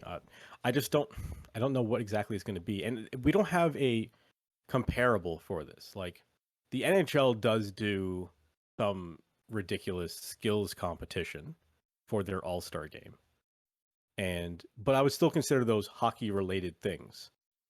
For the NFL to say they're doing non-football related things, that could be anything. Like they could double down on esports, I suppose. They could do a Madden tournament with fans, maybe. They could do a drinking contest, I suppose, and see who doesn't end up with a DUI at the end of it. There's all sorts of things that the NFL could do. It would be interesting. But yeah, I think they're going to use it as an opportunity to go in. Like esports is a good thing, but I think they'll use it as an opportunity to do, because you don't have to sell the football fan in the NFL. It's the biggest sports business, one of the biggest sports businesses in the world. You don't need, who the fuck do you need to sell in the NFL, right? I think you need to, at least at that level. I think, to continue to acquire, if you're going to grow a groundswell, right, of new audiences. And I think this is an opportunity to do that. Whereas the Pro Bowl, literally, like, fans didn't watch the Pro Bowl. Like, it was literally a waste of time and effort and money. Whereas you still become a Pro Bowler and you get to do skills competitions, maybe some of the Nickelodeon shit if that's actually an idea. Again, it's not for me. It's not going to be curated, built for me. So if I look at it from a business perspective, if I was running the NFL, yeah, I would try and do something different. Like, what do you got to lose? Literally nothing. Yeah, it reminds me a lot of, and the NFL made this announcement yesterday, I believe, maybe the day before, that the headliner for the Super Bowl halftime show is going to be Rihanna. And that's another one of those things where I don't think, I guess last year when they did Eminem and Jay-Z and, not Jay-Z, Eminem and Dr. Dre and 50 Cent and all those guys, like, I guess that would have been one of the first times I remember a NFL halftime show where I felt like it might have been somewhat directed towards me, whereas it always has been like your Justin Timberlake, your Janet Jackson, your Rolling Stones. It's always been for a completely separate audience than what the hardcore football fan is looking to see, and it makes sense that way, right? Like, you're trying to attract other people, and you're also trying to at least give the people in the room who are there to not watch football something else to watch. And I think the Pro Bowl is also going to feed into this whole Super Bowl weekend thing where, yeah, you're here for the Super Bowl halftime show, but maybe we can give you something on Saturday as well and give you something on Friday as well and do a whole week around it. I think it's actually really smart. It sounds odd on the surface of it, but the more we talk about it, I think it makes sense. Wait till you see how it's laid out, right? Like, I think they'll listen. The NFL is not as much as we joke about sport. Like, the NFL is not a stupid organization. It's not the NHL. Yeah, no, they'll figure it out. And I think it'll. And even if you come away going, that's dumb, remember, it might be dumb for you, but big picture, 30,000 feet, they're going to develop something that's going to help push the game forward and appeal to different markets. So, and something that hopefully appeals to your market is our sponsor. And this episode is brought to you by Now Your Treasures. Now Your Treasures is purveyors of licensed fine art prints for movies, comics, TV, and video games. Sourced from galleries in the US and UK, which include artists from all over the world. Visit Now Your Treasures on Instagram and send them a DM of 43.6 to receive 43% off any order. That's 43% off any order if you go to Now Your Treasures on Instagram and send them a DM 43.6. All orders are shipped with tracking and complimentary insurance. You can view their ever expanding inventory at nowyourtreasures.ca or .com. That's N-O-W-Y-O-U-R-T-R-E-A-S-U-R-E-S.ca or .com. Remember, go to Instagram, send them a DM 43.6 to receive 43% off your next order. Now, someone who doesn't necessarily need a promo code for Now Your Treasures is someone who's made a whole lot of money in their career. And that is someone who's now officially called it a career. Called it a career at age 33, which is, you know what? Kind of older than I thought he was now that I'm looking this up. But still, 33 years old is not old by any stretch of the imagination for a professional hockey league player. And we're, of course, talking about PK Subban, who announced his retirement this past week.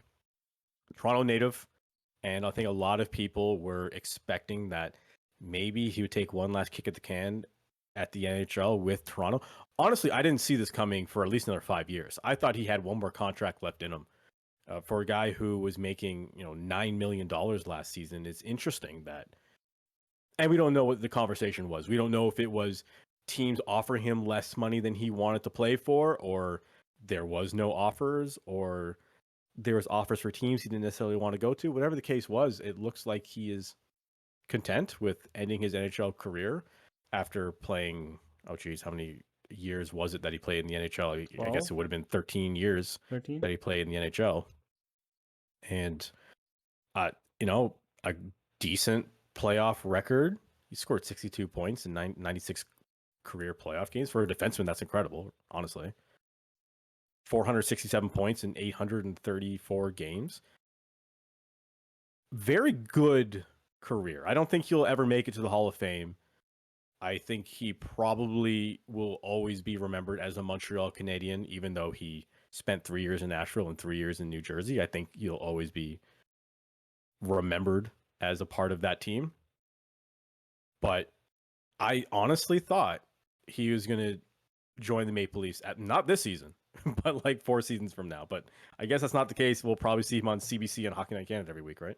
I was just gonna say the money he's probably getting offered from maybe even the NHL, or maybe even ESPN.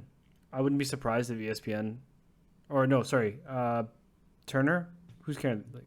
It'll be TNT that has hockey in the US. Yeah, I wouldn't be surprised they throw money at him. He's already done it successfully, or TSN. Any one of those guys would be. I think he was with Sportsnet originally, wasn't he? Yeah, I think he was. I don't know if they have any sort of like first look rights deal or whatever to use him, but I mean, the guy has like, he's a natural broad, like even in any broadcasting he'd done in the off time when like clearly his team didn't make the playoffs, he was incredible. Like he was a natural. And maybe it's just one of those things where he looked at, and here's the thing with Subban, like he slowed down a lot. I remember them airing a breakdown last year of him getting called for a lot of tripping and like can opener style penalties, and the analyst had posited that it's possible that he's just trying to keep up. Like he's not trying to trip guys intentionally. He's just trying to keep the flow of the game, or to stay with the flow of the game, and he doesn't have the strides in him anymore. And I mean, you look at a team like New Jersey, he should have flourished as an option. He just wasn't. And maybe hidden on a deeper Toronto defense, he might have succeeded. I think his physicality, his take no shit attitude would have been welcome on this team. However, if they're going to come to you and say, we can offer you, I mean, especially if Gio's going to sign for $850, I don't think you can offer him more than $1.2, maybe $1.5, right? Like, because I think at this point, even though he's 6 years younger, I don't think he brings anything more or less than Gio does. Maybe a little bit of after the whistle shit, more of that stuff. But and then he probably looks over. He's like, well, I could just go and fucking do media for maybe the same and not get beat up every night, not have to travel. And, maybe for a guy like him, like you said, who's made bank and looks at it right now, he's just some guys, I was saying this again to my pops, some guys have this thing where maybe, they're completely okay not winning a cup. Maybe they're just fine with that. Maybe $40 million, $50 million, $60 million is enough to not even think about it. Buy your own cup. Yeah, right? The dude was more than that. The dude was going to marry Lindsey Vonn. I mean, what does he need a cup for? Yeah. Estimated career earnings for PK Subban was $78 million. I mean, that's now, like what LeBron makes it a like season. Those career earnings are gross figures, and there's taxes, a lot of extra expenses that athletes deal with. Like you're going to have a personal trainer probably that you pay out of your pocket. You're going to have a larger home that you're paying higher property taxes on. You're going to have a completely different diet than a normal person has. You're eating more often. You're working out more often. So there's a higher money coming out. Yeah. But I like to think this guy easily has. And I don't think he was dumb with his money. He doesn't. Bank account. Yeah, he doesn't seem like he was dumb with his money. And he seems like a big picture guy too, with all of his charity work in Montreal. Like I feel like he's not one dimensional in his head, right? He's not like it's win or or I'm done. Like, I think he's a very multifaceted individual. He's very bright, very well spoken, and I think they could easily kick a bunch of dudes off all these broadcasts and put PK Subban there, and it would be an infinitely better broadcast. So, all the best to that dude. And a lot of times people may suggest that we're a better broadcast if Maddie was here. And Maddie did just text me with his pick for NFL Week 4, and it is the Bills over the Ravens. And then he said, F your Ravens, is what he said to me after that. So that's the 3 picks. If you want to put in your parlay to pick everything that we didn't pick, I picked the Chargers over the Texans. James picked the Vikings over the Saints, and Maddie picked the Bills over the Ravens. We'll have to see next week of how if the Bills go to 2-2, and like it's possible, the Ravens are playing good. I know we're past that, but now that I think about it, if the Bills go 2-2, oh my God, the city of Buffalo will be in. They'll start jumping into glass tables. Like they will up the game. Yeah, you'll definitely need a large hose. Martial law. Put out that fire. They will call in the National Guard. It will be unfortunate for the citizens of Buffalo. Well, what you would need to do is just start handing out glasses of milk to everybody and saying, just calm down, all right? Because apparently that's a sponsor you can have on your NHL jersey. It's so bad. It's just milk. It doesn't look out of place, but it's bad. Like I get it because it's white. Like, anyway. All right, so if you're not aware of what we're talking about, the Toronto Maple Leafs unveiled their jersey sponsor this year, which is the first time in the history of the Toronto Maple Leafs that there is a advertisement on the front of the jersey. And it's just a logo that says milk. Now, I understand that it's supposed to represent like the Ontario dairy farmers or whatever the hell, but if you're not from here, that's not going to make any sense to you. There's also a lot of different brands of milk. You know what I mean? Like, like the Leafs are going to go into Nashville and play a game against the Predators, and they're going to have milk on their jersey, and everyone's going to be like, "What the hell do you guys?" Couldn't be like Nestle or like, right? Not a brand. No, this isn't like Natrel, Sara Lee or something. You're right. This Astro Dairies. Can't even know. So Astro Dairy was a sponsor of one of my brother's house league teams, which is why it's so funny. Right. That, it's potentially the same sponsor as the Toronto Maple Leafs now. But it's, I've seen a lot of the sponsors now. It really doesn't bother me. People are freaking out in Boston. It's fine. The Montreal one looks just fine. I saw Vegas unveiled theirs. It's fine. Like, what are your thoughts? Well, milk is odd. Like, I just feel milk. I would have thought Scotia. Like, to be honest, I would have pegged Scotia as one of the people, or I don't know, Ford. Like Ford would have made sense. Ford would have been really cool, actually. The colors would have worked perfectly too. Right. Now again, like not like milk doesn't work well though. Like the color looks right. It doesn't look out of place, which I appreciate. Right. It's just an odd word to have on your top right shoulder. It definitely is. It does look a little strange, and I'm sure we'll get used to it. And it'll just be normal. Just remember talking about chirps. Can you imagine the chirps on the ice about having milk on your jersey? Oh man. Now, what's interesting is this. I'm looking at this graphic from sportslogos.net, and they have put together a very helpful chart.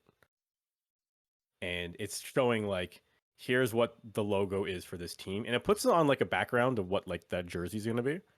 Interestingly enough, they have 3 Leafs jerseys. One's blue, one's white, and one's black. Yeah, the black with the Bieber one from last year.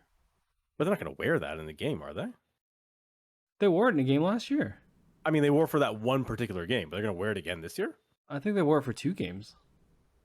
Huh.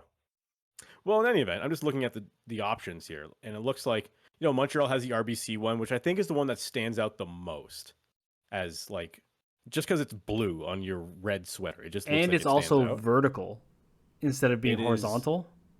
Right. So That's a good point. I think it is the only one so far that's announced that is a vertical logo rather than a horizontal one. right. But I'm looking at some of these other sponsors. I don't. Okay, that's a lie because Canada Life is also a vertical one, and the Jets have that. I just didn't scroll down to see the Jets. And then Washington has the Caesars Sportsbook that kind of looks vertical. But then, like, you look at the Blues, it's Stifle. I don't know. I don't know what that is. Yeah, but look, it's already working, dude. Legitimately, the purpose of these things is already working. Oh, for sure. For people like us to talk about it and then look up the company and see what they do, and which I'm not going to do. But like, honestly, a lot of them. Arizona, Gila River. The Boston Bruins is Rapid One. It looks like a golf logo. Like it's my new driver is the Rapid One driver. And then the Columbus Blue Jackets is Satellite. Okay. Minnesota is Tria. Like, how much did these sponsorships cost? I was just gonna say they're probably on the lower end sponsors, right? Well, I mean, because if MLS surpassed NHL as the fourth most popular sport behind the NFL, MLB, NBA, like you're not going to attract the big sponsors. You're not, right? So, I wonder. You get milk. Got milk? Yeah, right here on my right shoulder. You know, it just makes it too easy. Like how many times? Where's Dougie? Where's Dougie with those cow legs? Remember that? Remember that ad? Yeah, I remember that ad.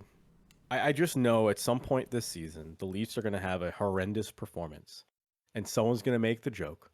Whoa, looks like they gave 2% effort on that one, boys. Was it a 1% or a 2%? That was a pasteurized product you guys put out there on the ice. You skimmed into the playoffs, didn't you? That line looks real homogenized right now. It's so bad.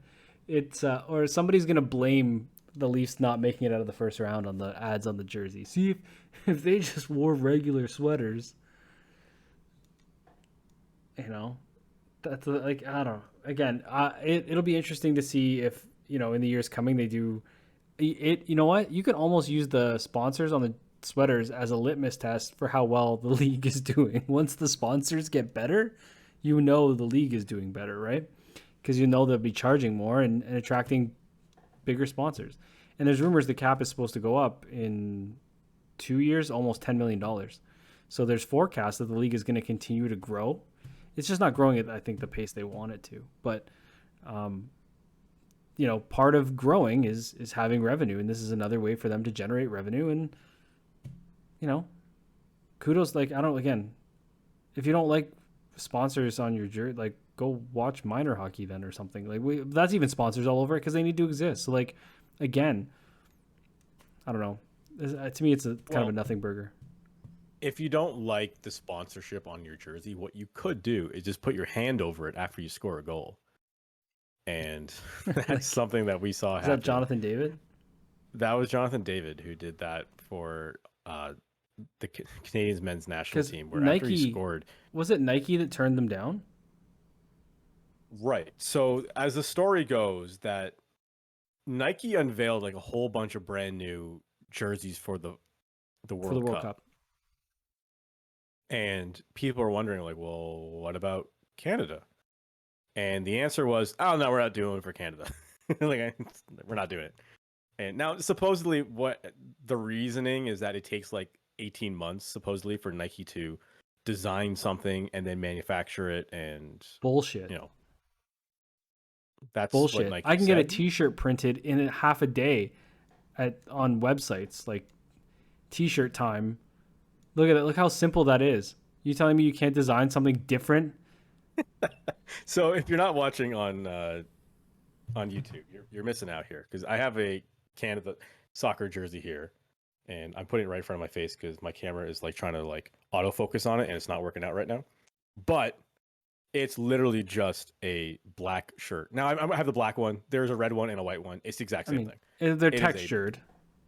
It's a black jersey with a small Canada patch and a small Nike patch.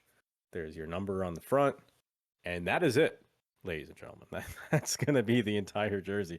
There is nothing going on here. It is just this wouldn't look that far off if you were playing some house league soccer. Yeah. In fact, your house league soccer one might at least have a JA towing or something. Well, credit for them, man. Like credit to those guys. Like I know we had those arguments about Canada soccer and money and getting dicked around, but like this is a big dicking. Like this is, I saw someone saying it's because they don't want to make a sweater for a team that's going to be out in the first round. Like, well, you don't know that. I don't know if what I think happened here is that literally no one had the foresight to say Canada's going to be in this. Yeah. Well, so even people in this country weren't totally aware that Canada was as close as they were to the World Cup as they were. So here's the thing. I would imagine that the work back schedule when they were making the jerseys was probably 18 months, right? For the teams that they assumed were going to make it. Yes. However, do not tell me it takes 18 months to do one kit. I mean, I don't know. I can see a world where that's possible. But I can also see a world where you can say, you know what? We'll get it done. It's important. You're fucking Nike. Normally this takes us 18 months. Like, it happens all the time. Like, you work in project management. You know what it's like. Yeah. Where it's like, you can make it happen. You can make it happen. Right. I know in my shoot job, I have a week to do this and a week to do that and a week to do that. But there's a thing called crunch where you're like, okay, shoot. I didn't realize this task needs to be done earlier. Let's crunch this down. That's literally what project management is figuring out a way to hit the deadline when things go awry. And I understand that, again, like I said, people in this country didn't know Canada was this close to making the World Cup. Even after Canada made the World Cup, they are still ranked lower than the U.S. and Mexico, even though they beat U.S. and Mexico to be the number one seed in this goddamn tournament, at least from CONCACAF. I understand that. And I understand that there may be people who weren't even necessarily following CONCACAF soccer, who didn't really give a shit. They were like, whatever. Still don't know what it is. And Nike could have been one of those people, or one of those entities that was not aware Canada was going to make it and wasn't overly concerned about it. It just seems like this is another notch on the, I don't know how to explain this, just another example of how badly mismanaged Canada soccer has been. But when we talk about the television deal, when we talk about the pay for the players, when we talk about the split of the income for the World Cup, that still hasn't been ironed out, mind you. And the tournament starts in a couple months, and we still don't know how this revenue split is happening with the players and the ownership group. And now we have this situation where these guys are going to go out there wearing a plain red shirt, where everyone else is wearing their like Sunday best. Do you not almost think that this has a little bit of Mighty Duckism to it? Like, I would almost want it this way. In a weird way. I feel like the underdog story, sure. I feel like it almost adds a little bit of motivation to this team. That everybody from the organization to Nike is almost counting them out already. And like, what more do we have to do? Okay, we'll show you. And hopefully we get that. That'd be awesome. I mean, am I pegging them to win? Probably not. Listen, though, stranger things have happened in soccer. Greece won a fucking Euro. Like, you know what I mean? Like, it's possible. I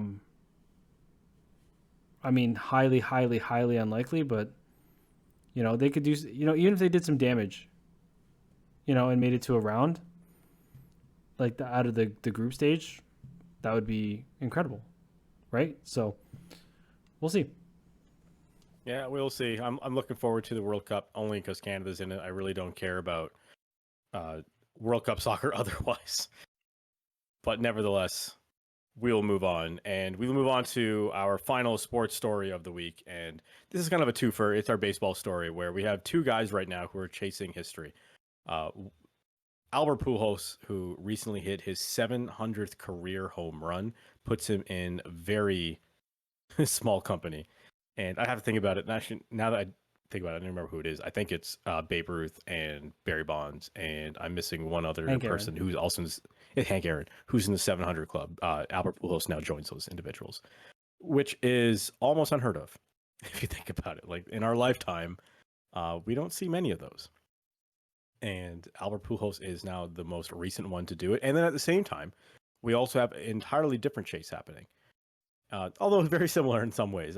Aaron Judge currently, as recording, has 60 home runs on the season. He is chasing the Yankees' single season record for home runs, which is 61, and Roger Maris at 61. And then, of course, a lot of people are saying 61 is a number to beat to get the record for the most home runs hit in a single season.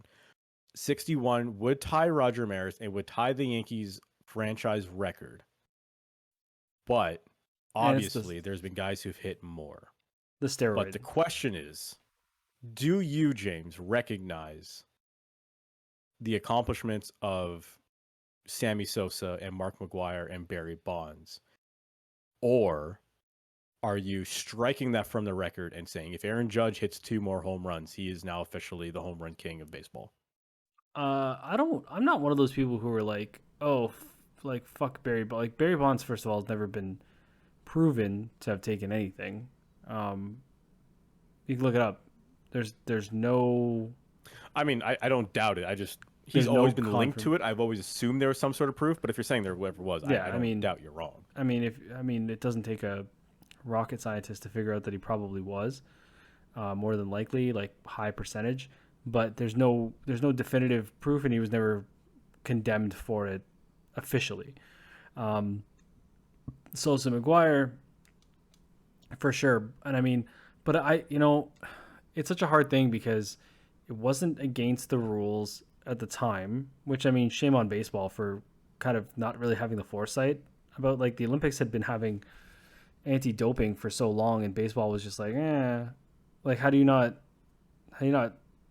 have that in professional sport? I guess maybe because it's professional sport. But I also don't think it's out of the realm of possibility that these two things can't run in parallel, right? Where you have one set of beliefs where it's like, okay, these are the set of guys with the steroids, and this is without. And I don't. Why can't they coexist? As two kind of multiverses of record chasing. I don't think that would be an issue, because I mean, if you asterisk steroids out of the game, the game could be dead. Like, we've had this conversation. If it wasn't for the home run chase between Sosa and McGwire, and then Barry Bonds even carrying that legacy into hitting, what is it, 721? What's Bonds? You're talking about how many total home runs Barry Bonds hit in his career? Yeah.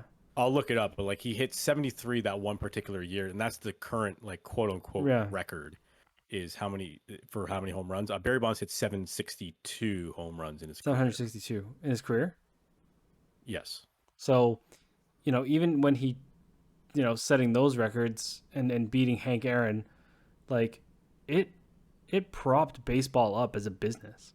So if people want to sit here and be like, wow, we don't count all steroids, like, you might not have Aaron Judge today. Like, it's possible that it's not looking the same. Do you know what I mean? So the benefit is that both Pujols and Aaron Judge are totally not pricks. Like, for all we know, they've been fantastic ambassadors for the sport. Like, I'm not, everyone hates the Yankees, but don't sit here and tell me Aaron Judge is a prick. Like, he's not. As far as we can tell from the way he presents himself and the way he carries himself. I mean, he could be a huge prick behind the scenes, but and Pujols, I mean, nobody's ever had a bad word to say about Albert Pujols. I think it was one of those things, you don't hear problems in locker rooms, teammate clubhouses with that guy. So I don't think it could happen to a better guy. And just a consistent career, man.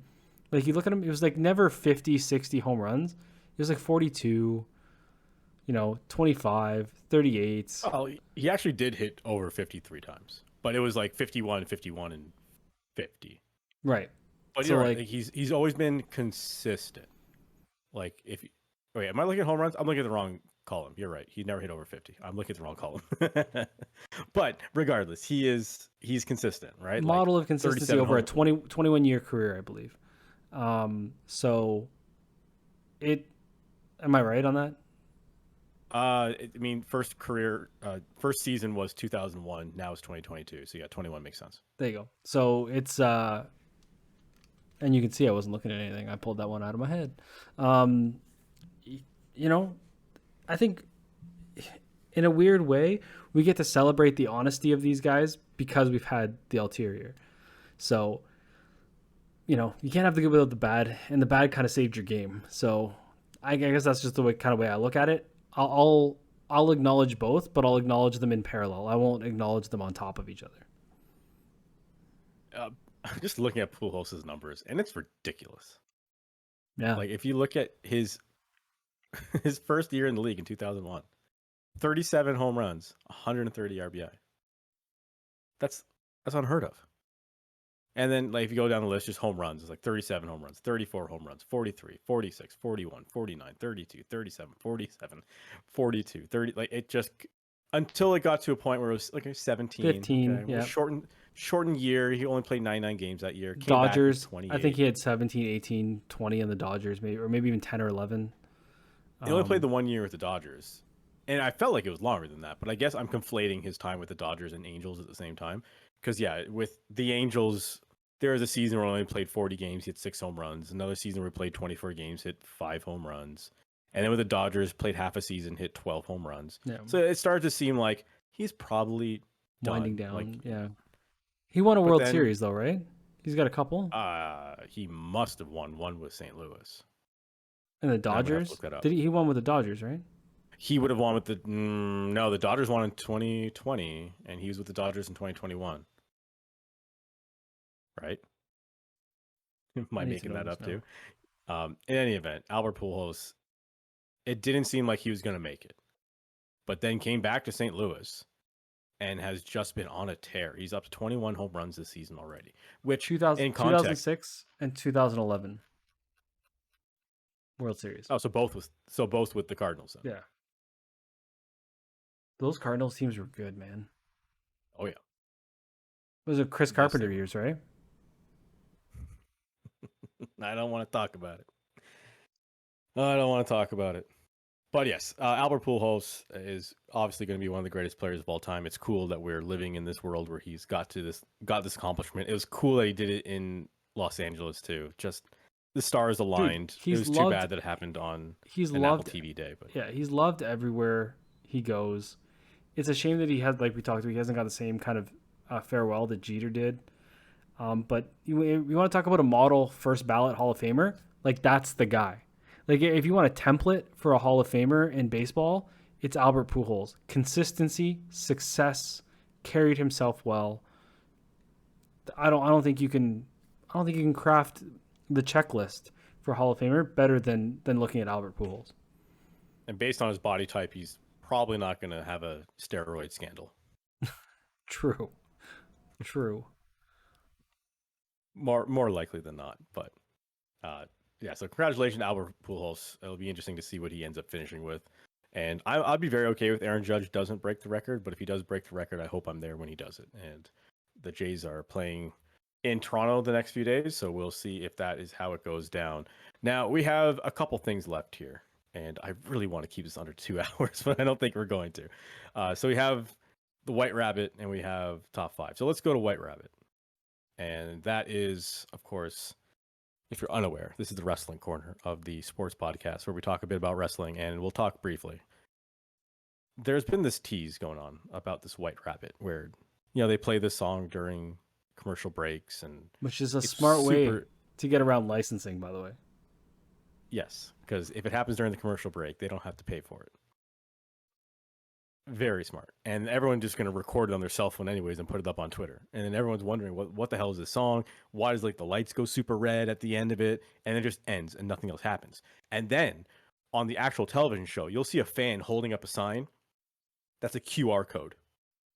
And then people are pausing their episode of Monday Night Raw and they'll scan the QR code and it takes them to a website. And the website has a Hangman game and they're playing Hangman. And the question is whose fault is whatever the hell? Who killed the world? And the answer is, and the answer is your fault. And it's just it's really cool. They're doing something different.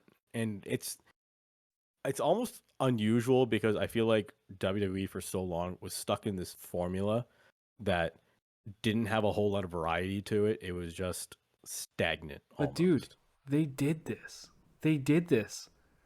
Undertaker, when he became badass, they had the little girl teases, the chants, and no one knew it was Undertaker. And then even when no one knew he was going to be a biker, so it was a huge surprise. The Kane, the Kane story was a whole bunch of mumbo jumbo until he showed up. Chris Jericho's return, Save Us Y2J, Crack the Code. Not just his return, but his debut His as well. debut. It was Countdown to the Millennium. Right? They've done this. And if you notice, the most successful periods of their business are surrounded by when they operated this way. Because, like I've always said in wrestling, the best way to continue viewership and investment is to have more questions than answers somehow week to week or month to month or whatever you do. And right now they have people talking about, who this could be. And they've done it in such a... And you know what? Even go back to when Triple H just started. Dexter Lumis. Same thing. Very little here and there and let it swell, right? Braun Strowman. Like, people were running around backstage, cars were whatever. There was a flipped car. Braun Strowman shows up, right? It's little breadcrumb trails that lead you somewhere. And everyone seems to think that this White Rabbit thing is Bray Wyatt. I've seen people break down the font that the U did in the Hangman thing was a font on a Bray Wyatt shirt. I saw people break down his Twitter asking for Devil's Hole in Arkansas, and if you go to like the message board, the moderator's name is White Rabbit. Like, it's nuts, man. But that's the kind of cool shit, right? Like, even if it's not true, how fucking coincidental is that? And then the one thing that did kind of might have given it away is the guy who designed the Fiend aesthetic. His name's Kyle Scarborough. He tweeted out "Feed Your Head," the line from Jefferson Airplane's song, with a White Rabbit fiendish character, which is interesting. So, but like the fun thing about this is all the things that come from it. Like, I've heard people say, well, what if this is the Firefly Funhouse coming to life, where Karrion Kross is the White Rabbit and Scarlett's the witch and Dexter Lumis is the buzzard, and you know what I mean? Like, what if they all kind of and Strowman is Strowman is the husky, like, pig looking thing. Yeah. And the reason why Karrion Kross, they say White Rabbit, is because that's the character he portrayed in Lucha Underground. Yeah. And then obviously Scarlet Witch and Mercy the Buzzard was just like the craziest out of all of them, and that would make sense for Dexter Lumis to be Mercy the Buzzard. I really like that idea. I don't think that's going to happen. I think that's too many eggs in one basket. Like, I think you're not spreading your wealth at that point, and I think it's counterintuitive.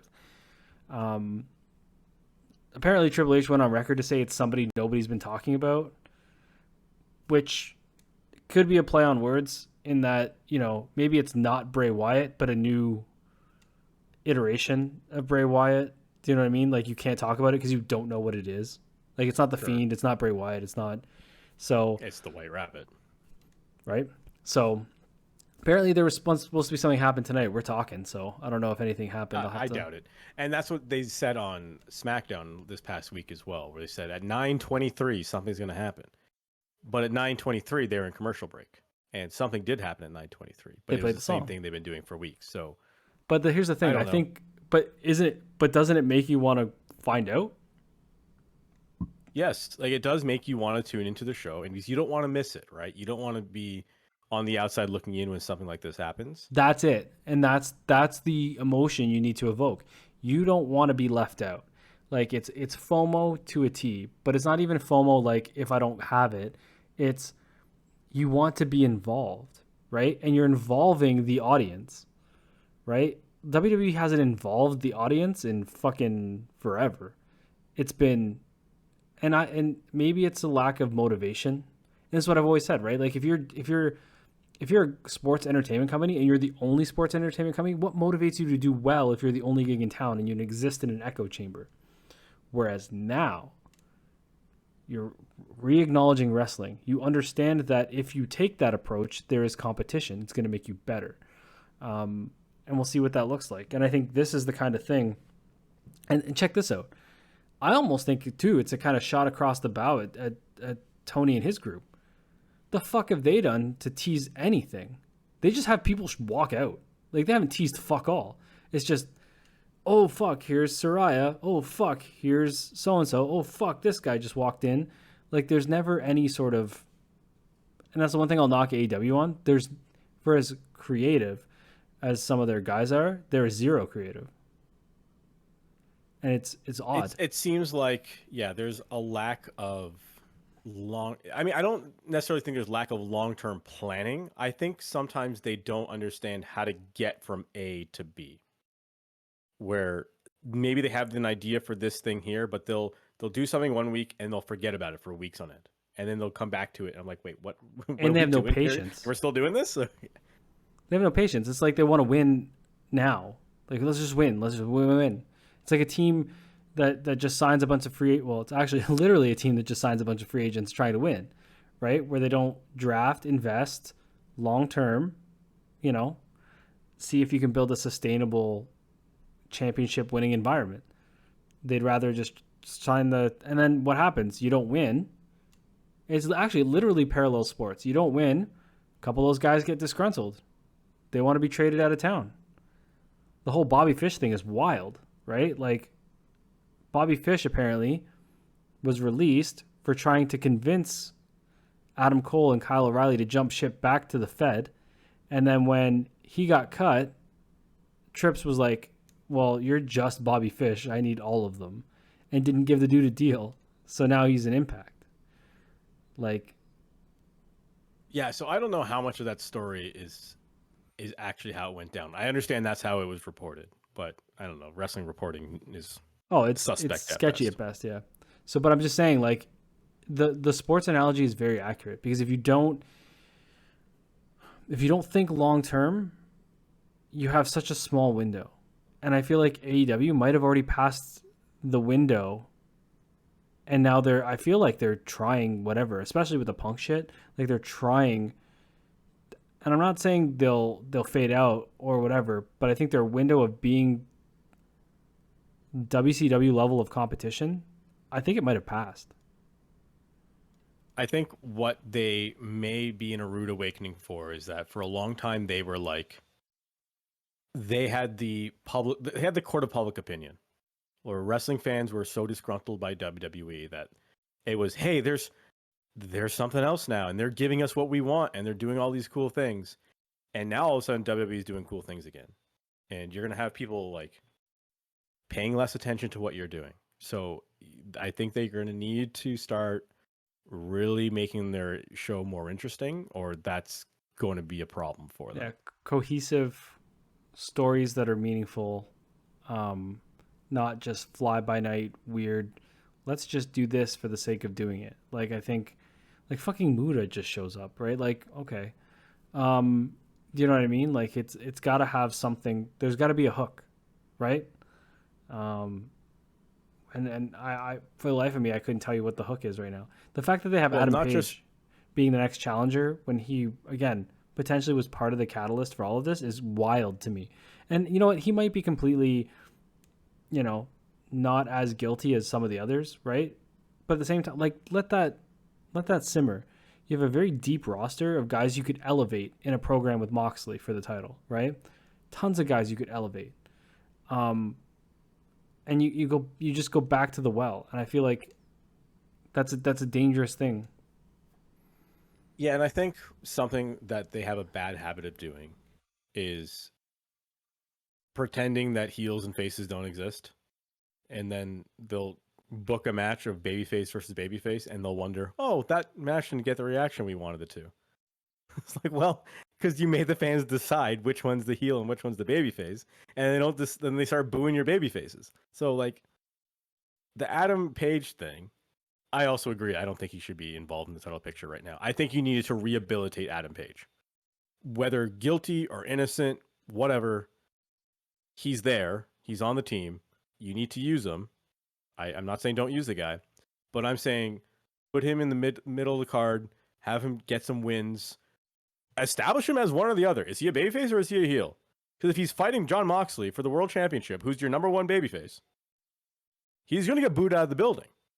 So are you saying he's a heel, or are you intentionally getting your babyface booed for no reason? Which is it? Right. Because neither of them seem like a good idea right now. So you need to reestablish who Adam Page is, and then down the line do something with him and Moxley if that's something you want to do. I think Moxley should be working with a heel in his next program. And I know it can't be MJF. So then the question is, okay, then who? And that inherently is the problem, where they don't necessarily, like, if you go into WWE, as I'm looking at Monday Night Raw, and Dexter Lumis is wearing an Edmonton Oilers jersey right now. It's ridiculous.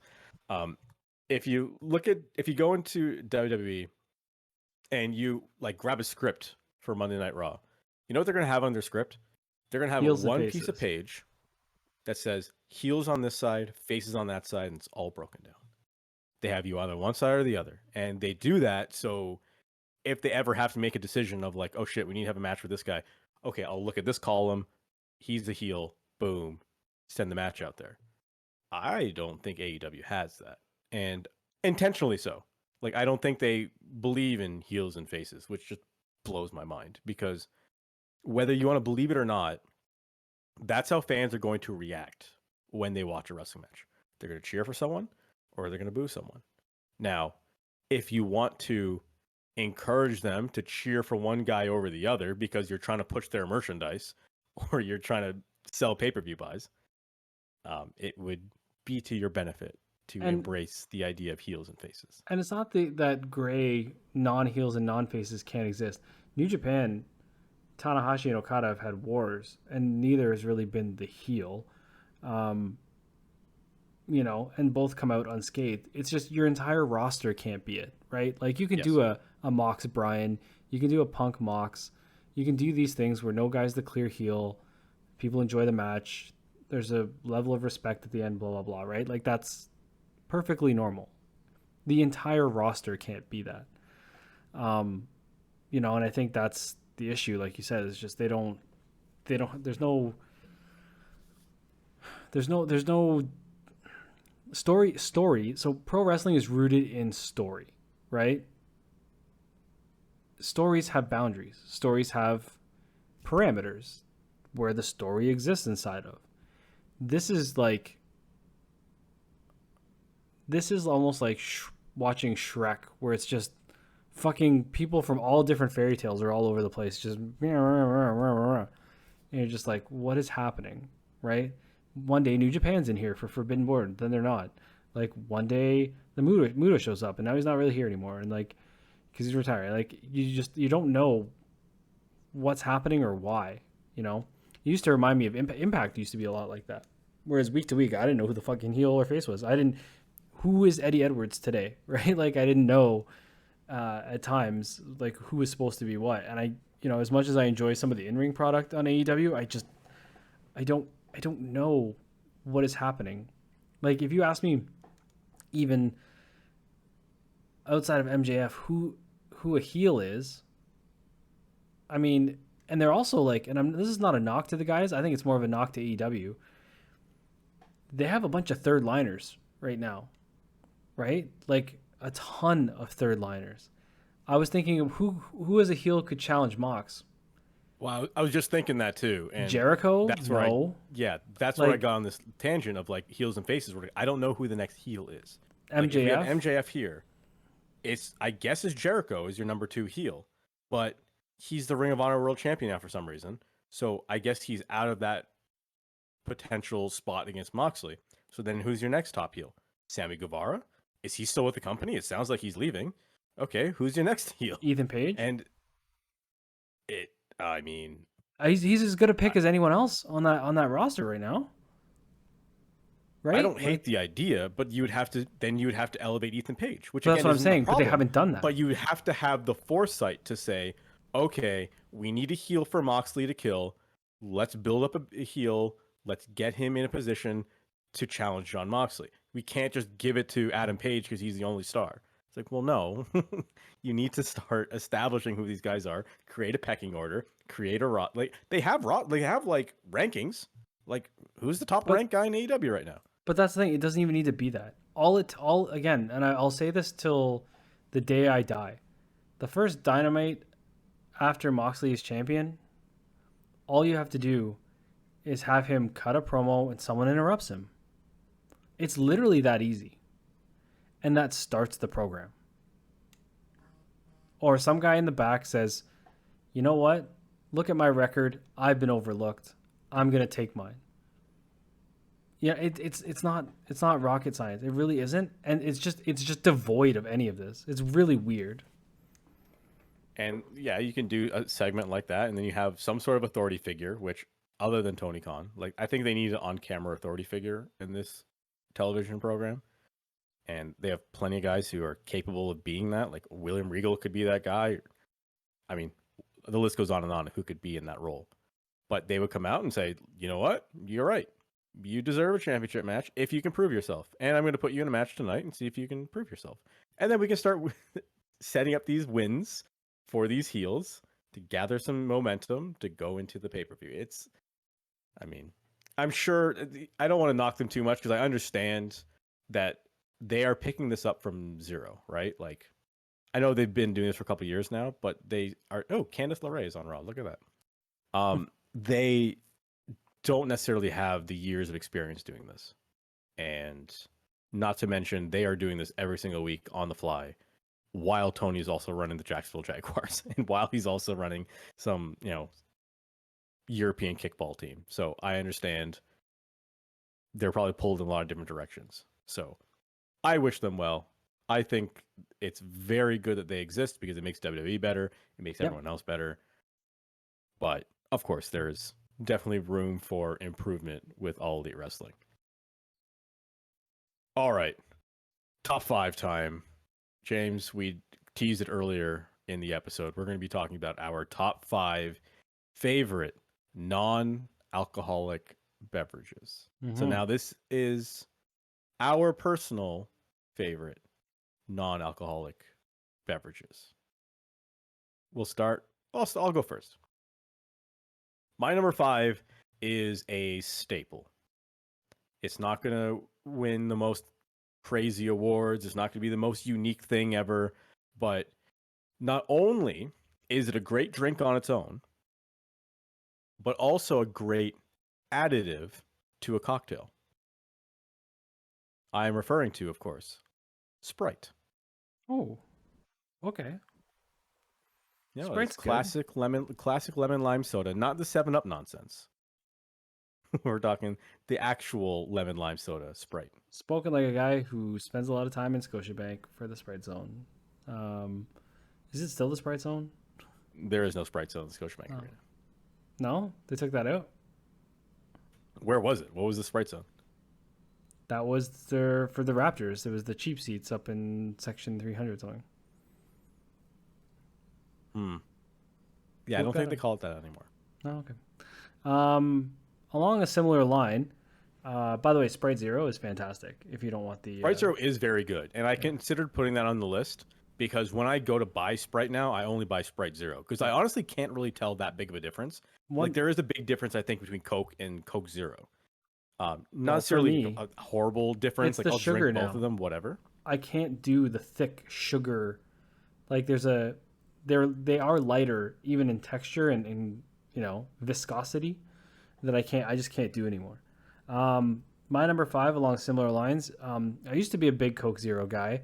For some reason it hasn't set well with me lately, and I found I actually get more flavor from this, and I've really enjoyed it lately, and that is the silver canned spectacle of Diet Pepsi. My god. What? What is that? Diet Pepsi? Dude, I enjoy Diet Pepsi more than Coke Zero these days. And Pepsi Zero tastes just a little off for me. But I do enjoy Pepsi Zero as well. But Diet Pepsi is it's super refreshing. And it's the choice of a new generation, Dustin. in terms of like the standard, you know, caramel slash, you know, the dark sodas, we'll say. Racist. I feel okay. like there's a clear delineation of like, here's Coke, and then here's, not counting zeros, because zero is a different thing altogether. I don't like Coke over Pepsi. You don't like Coke over Pepsi? No, Pepsi has way more options. Pepsi Lime, Pepsi Lemon. No, okay, standard. Pepsi. Totally standard drink. Even either a regular ass Coke or regular ass Pepsi. I prefer Pepsi. Oh, wow, that's so weird. It's probably why I'm a CM Punk fan. But yeah, Diet Pepsi, man. I don't know, but like I said, I used to be a Coke Zero guy and I enjoy it, but it's just I find Coke too sweet, man. Too strong for you. It is. I'm a lightweight. All right, moving on to my number 4. One of the darker sodas, but not any of them we've mentioned so far. I was debating which one I wanted to be on the list here because there's a variety of different manufacturers, we'll say, of this type of beverage.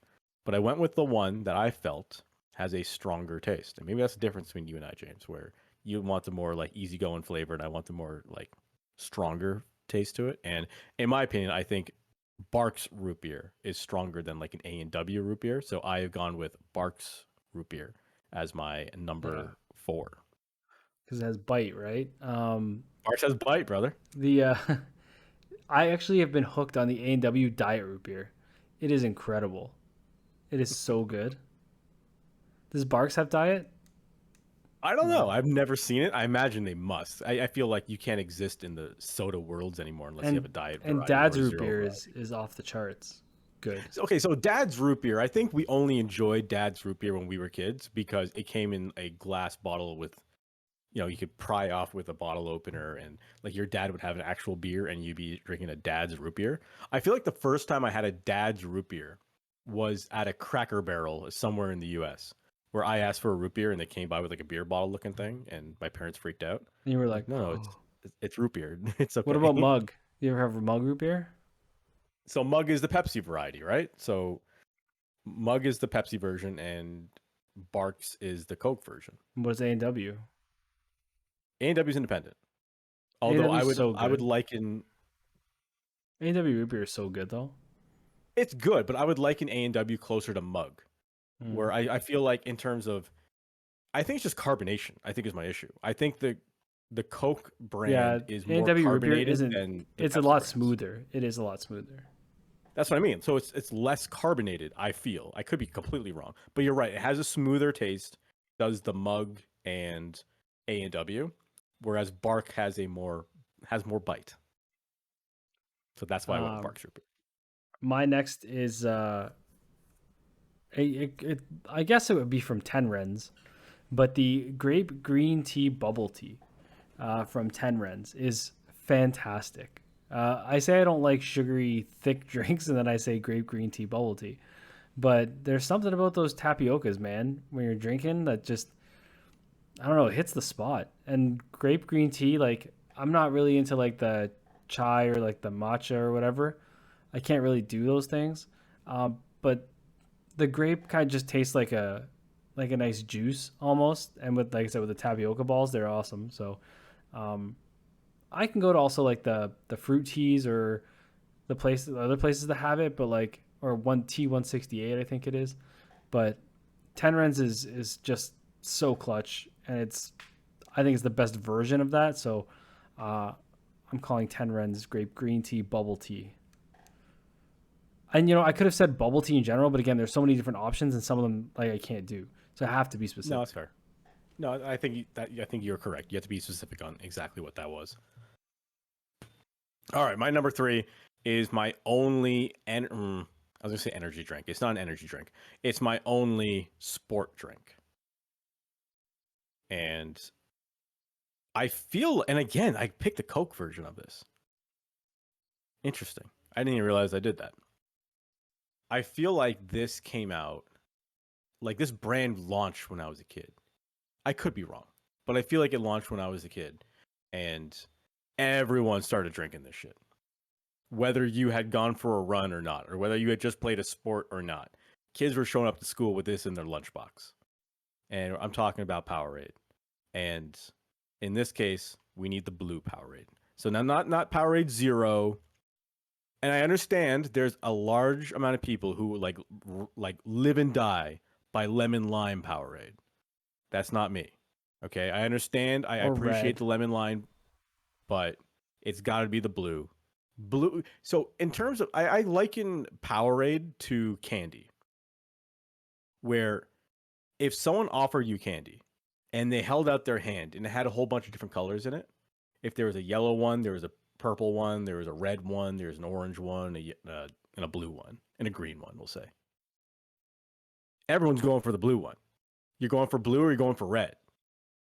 I don't even know why candy manufacturers make anything but blue or red, because those are easily the most popular colors in terms of candy. Because if you go for purple, there's a risk you're getting like black licorice or something.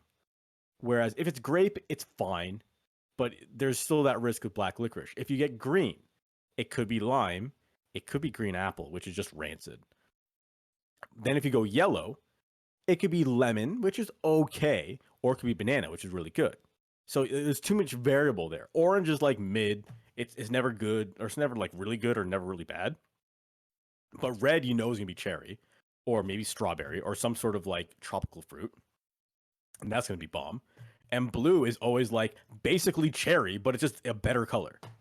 So that is why I'm going with blue Powerade. Low-key underrated Gatorade flavor, though, is the white cherry one. It's so good.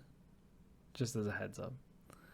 So I did buy a white Gatorade recently, but I didn't realize I had bought like some strange new Gatorade product where it's like super electrolyte-y or like super replenishment of these things. And it was thick. I had to water it down. Yeah. So if you ever see those in the like G Fuel or G something. I don't remember what it was called. It was probably something like Gatorade Performance or something like that. I don't know. I was planning on being outside a lot in the sun that day, so I was like, okay, I'll go for the most bougie Gatorade I can find, and it was a thick boy. Mistakes were made. My next one, you can. It's funny. I had to be very specific for the last one, but you can throw a dart and pick anyone across the board on these ones, dude. Sometimes I get a feeling for one of these and I can't get them. So like every time I see one, I got to stop and grab one. And it is just, it's so unique because not like you can go to other places and get these, but they're not the same. Dude, a 7-Eleven Slurpee is like god tier for slushies and Slurpees. Like, and dude, I'm a guy who loves a good icy at a ball game. But there's something about a 7-Eleven Slurpee, whether it's the Coke flavor or the blue Powerade flavor or even cream soda or Sprite, the 7-Eleven Slurpee is always bang on. So that is my number 3. I don't disagree. I over the summer, every so often, I'd go up to my local Circle K, and I would always get a watermelon Slurpee, and those were really good. Although I guess they're not technically called Slurpees; they were, whatever the hell you'd call them. Yeah, sure. They can't call them Slurpee unless it's actually from 7-Eleven. But no, that's valid. I'll take that one. My number 2, because I've done Sprite, I've done Barks Fruit Beer, I've done Blue Powerade. My number 2. This one, relatively new drink. This one, I don't think I've ever had unless I went to Taco Bell. So it's a Sunday afternoon, James, and football's about to start. So this is actually technically distributed by Pepsi. So here's a Pepsi one, pretty high on the list. Don't say it. So that's the only knock I have against Taco Bell. I love me some Taco Bell, but Taco Bell not being a Coke establishment is what gets a negative in my list of fast food places. Anyways, it's Sunday afternoon. Football's about to start. I don't do this anymore because I now bet on my phone, but I used to go and fill out a Pro Line ticket. And then right after that, you go over to the Taco Bell. You get yourself the Doritos Locos Tacos with fries supreme and a piece of KFC chicken on the side. And your drink would man. always have to be the Mountain Dew Baja, Baja Blast.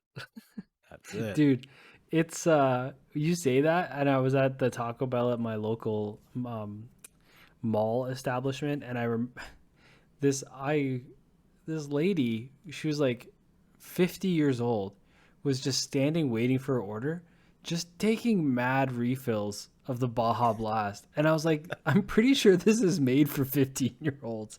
And she's just mainlining this shit. Like, just, it was like a 20-year-old on spring break. Just, it was all, like, she's just killing the Baja Blast. And I'm like, I don't think this was made for you.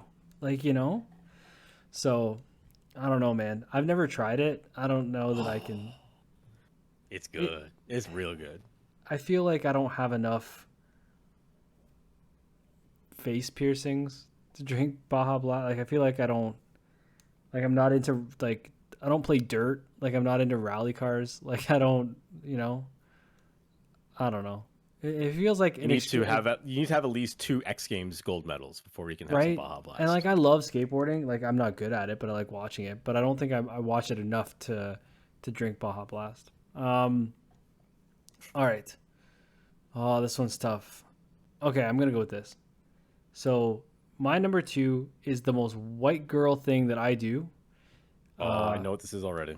Yeah. And it is I once had over 5,000 points on my Starbucks app because of ordering these, and I would always get the bonus points, and that is the strawberry acai lemonade refresher. Or sorry, no, strawberry acai refresher with light lemonade, light ice, and no strawberry inclusions.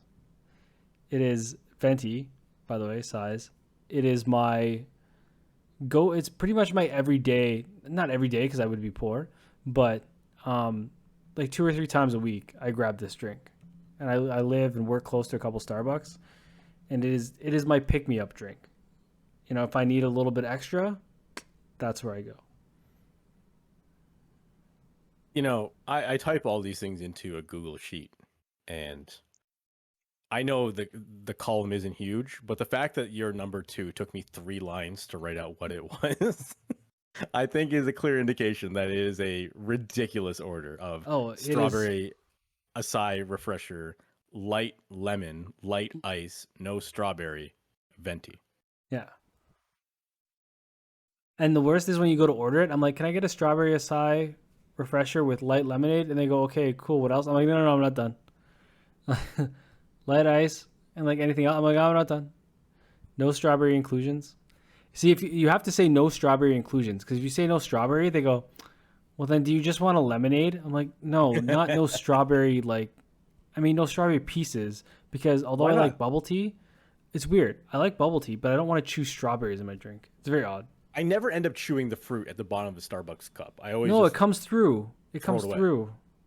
I mean, pieces of it do, but like not the huge, massive chunks. That's true. No. So when you said it was going to be a basic white girl thing of you to say, I typed in PSL for your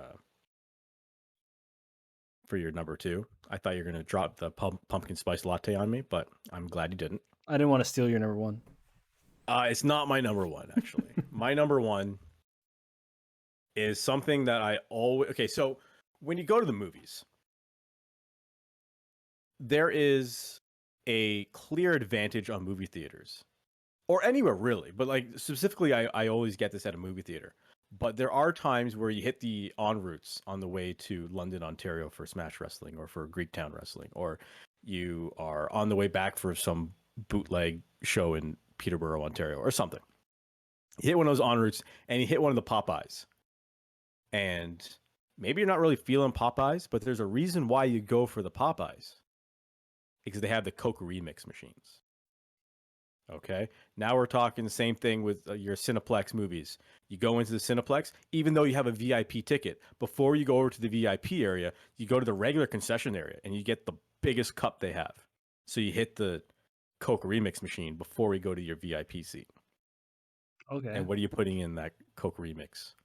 You're hitting the regular Coke, not the Coke Zero. hitting regular Coke with vanilla. And there it is. The vanilla Coke is my number one non-alcoholic beverage. When I was in Cleveland recently, I brought back a case of canned vanilla Coke because for some reason in this country, we don't sell vanilla Coke by can. You might be lucky to find one in a bottle in like some bootleg gas station convenience store. No, the convenience store across from Franklin Horner had all that. Yeah, but like that's what I mean. Like you go to some bootleg convenience store that has like drove to Buffalo recently bootleg. And picked up a bunch of cases of vanilla Coke and cherry Coke, and you know it's American because you look at the can, it says 12 ounces because they talk in ounces there for some reason.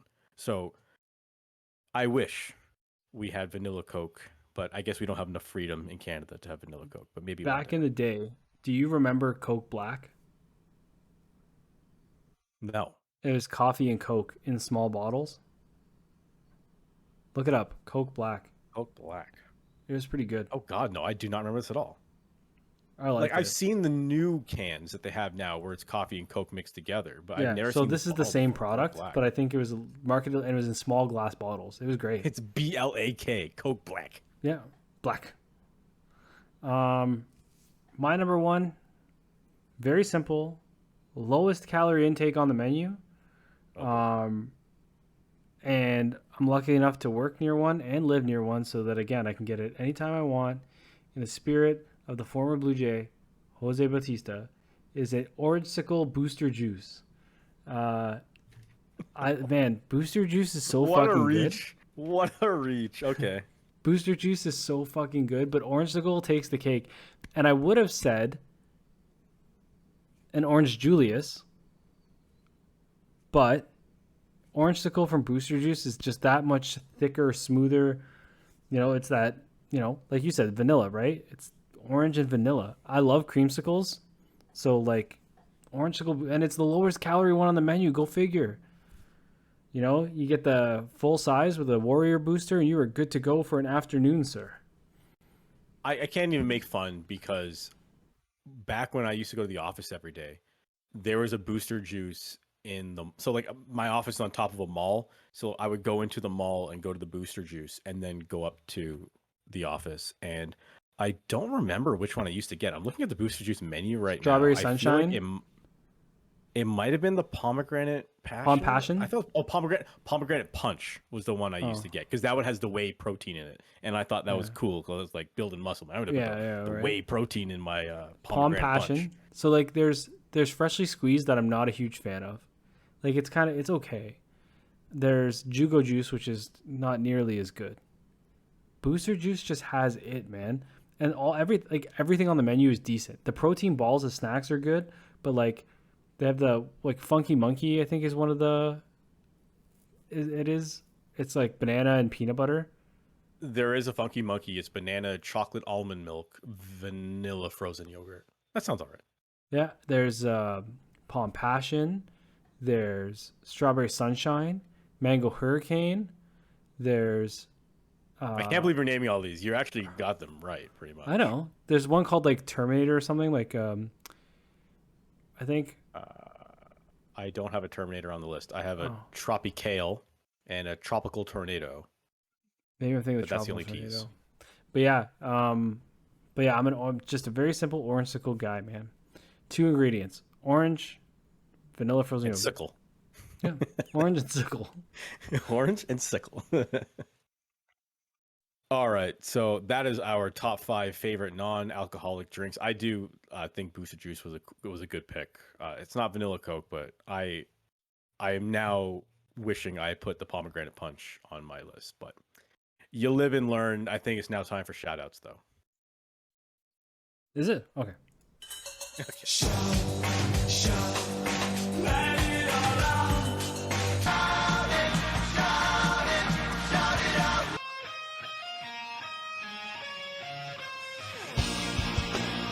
That's right. It's time for shout-outs, everyone's favorite segment of the week, because it's the segment where we get to listen to one of the greatest entrance musics in the history of WWE.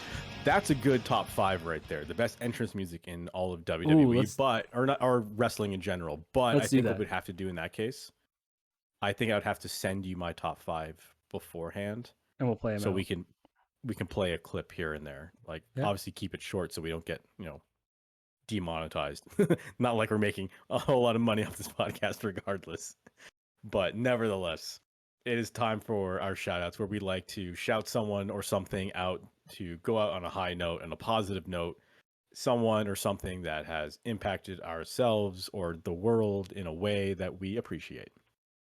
I will go first because I don't know if James has one and I kind of sprung this on him in the last second.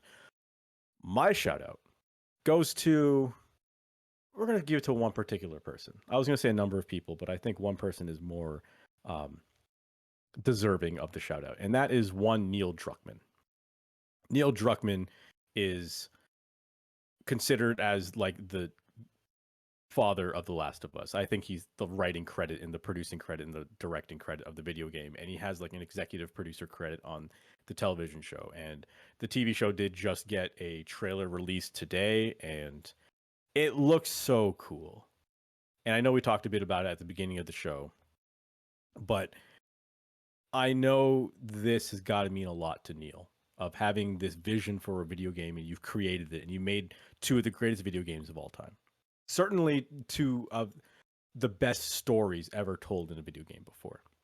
And now for so long, people think of video games as like this redheaded stepchild of the entertainment industry, especially one that are trying to like tell a narrative story.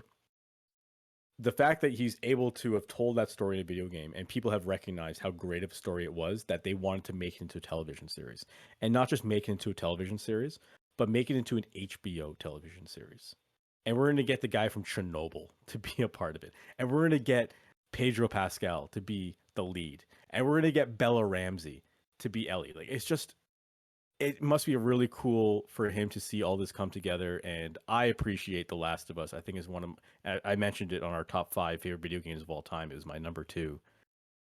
I can't wait to see this thing. And I am glad Neil Druckmann came up with this story. And that is why he is my shout out for this week. That's good, man. I mean, I'm glad video games are finally getting the I mean, I would say close to 100 years ago, in like the 30s, right? When movies and silent film became a thing, people used to be called moviegoers, right? Because it was a weird kind of offshoot entertainment, and you had to be in a certain social group to go see movies, and you were film goers or moviegoers. I think it was film goer was the terminology. And then eventually that just faded away as film became more mainstream and everyone kind of partook in it. No one was called a film goer anymore. I eventually surmised that the term gamer will disappear because it will just be a part of everyone's life. Like, it will still be called gaming, but I don't think you'll be called a gamer because everybody does it. I mean, everyone does it now. Don't tell me you don't play shit on your phone. Like, it's a thing, right? So, with The Last of Us, and as much as we talked about Halo, like Halo's getting a second season and finished really strong. Like, the series finished. Did you finish it? No, Paramount Plus was a bit of an issue on whatever. I think I was trying to use it on my Xbox, and I couldn't find a good way to watch anything on Paramount Plus, so I stopped trying to watch it. Well, maybe I'll just give you my my server. Hey, we don't need to. No need to incriminate yourself in any way. Right? James watched it on Paramount Plus as well. He paid for Paramount Plus and he watched it on Paramount. I meant my login server for Paramount Plus to see if it works for you. Right. But Halo finished really strong. It's getting a second season that's getting a lot of hype. So it's good to see that kind of stuff. My shout out is actually to someone I haven't met yet. Someone I don't know who they are yet. It could be literally anybody. My shout out is to whoever the person is that catches Aaron Judge's home run that isn't Zach Hampel. As long anybody but that guy, as long as anybody gets that ball and you're not named Zach Hampel, you deserve a shout out from me because, we talked, I had a text from one of my colleagues, what would you ask for the ball? And I said, I would ask for some autograph shit, a couple photographs, maybe the gloves. Maybe I would trade for something else that's a part of it, but not as significant. You know what I mean? Because I know what the ball would mean. Maybe the gloves, like his batting gloves, would mean less, right? Like I would ask. But I don't think I would keep it. I don't think I would sell it. and I'm not the kind of guy to chase it down to rub it or in anyone's face like that douchebag. So, yeah, anybody but Zach Campbell. I wonder if he's in town. Is he in town? I would imagine he has to be. What a fucking loser. All right, and that's our shout outs, trying to keep it on a positive note on the way out. Fuck Zach Campbell. That's how we do things. That's here our on positive. This show. And this show, of course, is 43.6. Thanks for subscribing and following along with us for this ride. We appreciate it. Make sure you go to YouTube and subscribe to 43.6. Go to your favorite podcast services and search for 43.6 and subscribe. And we will see you next week for episode 25.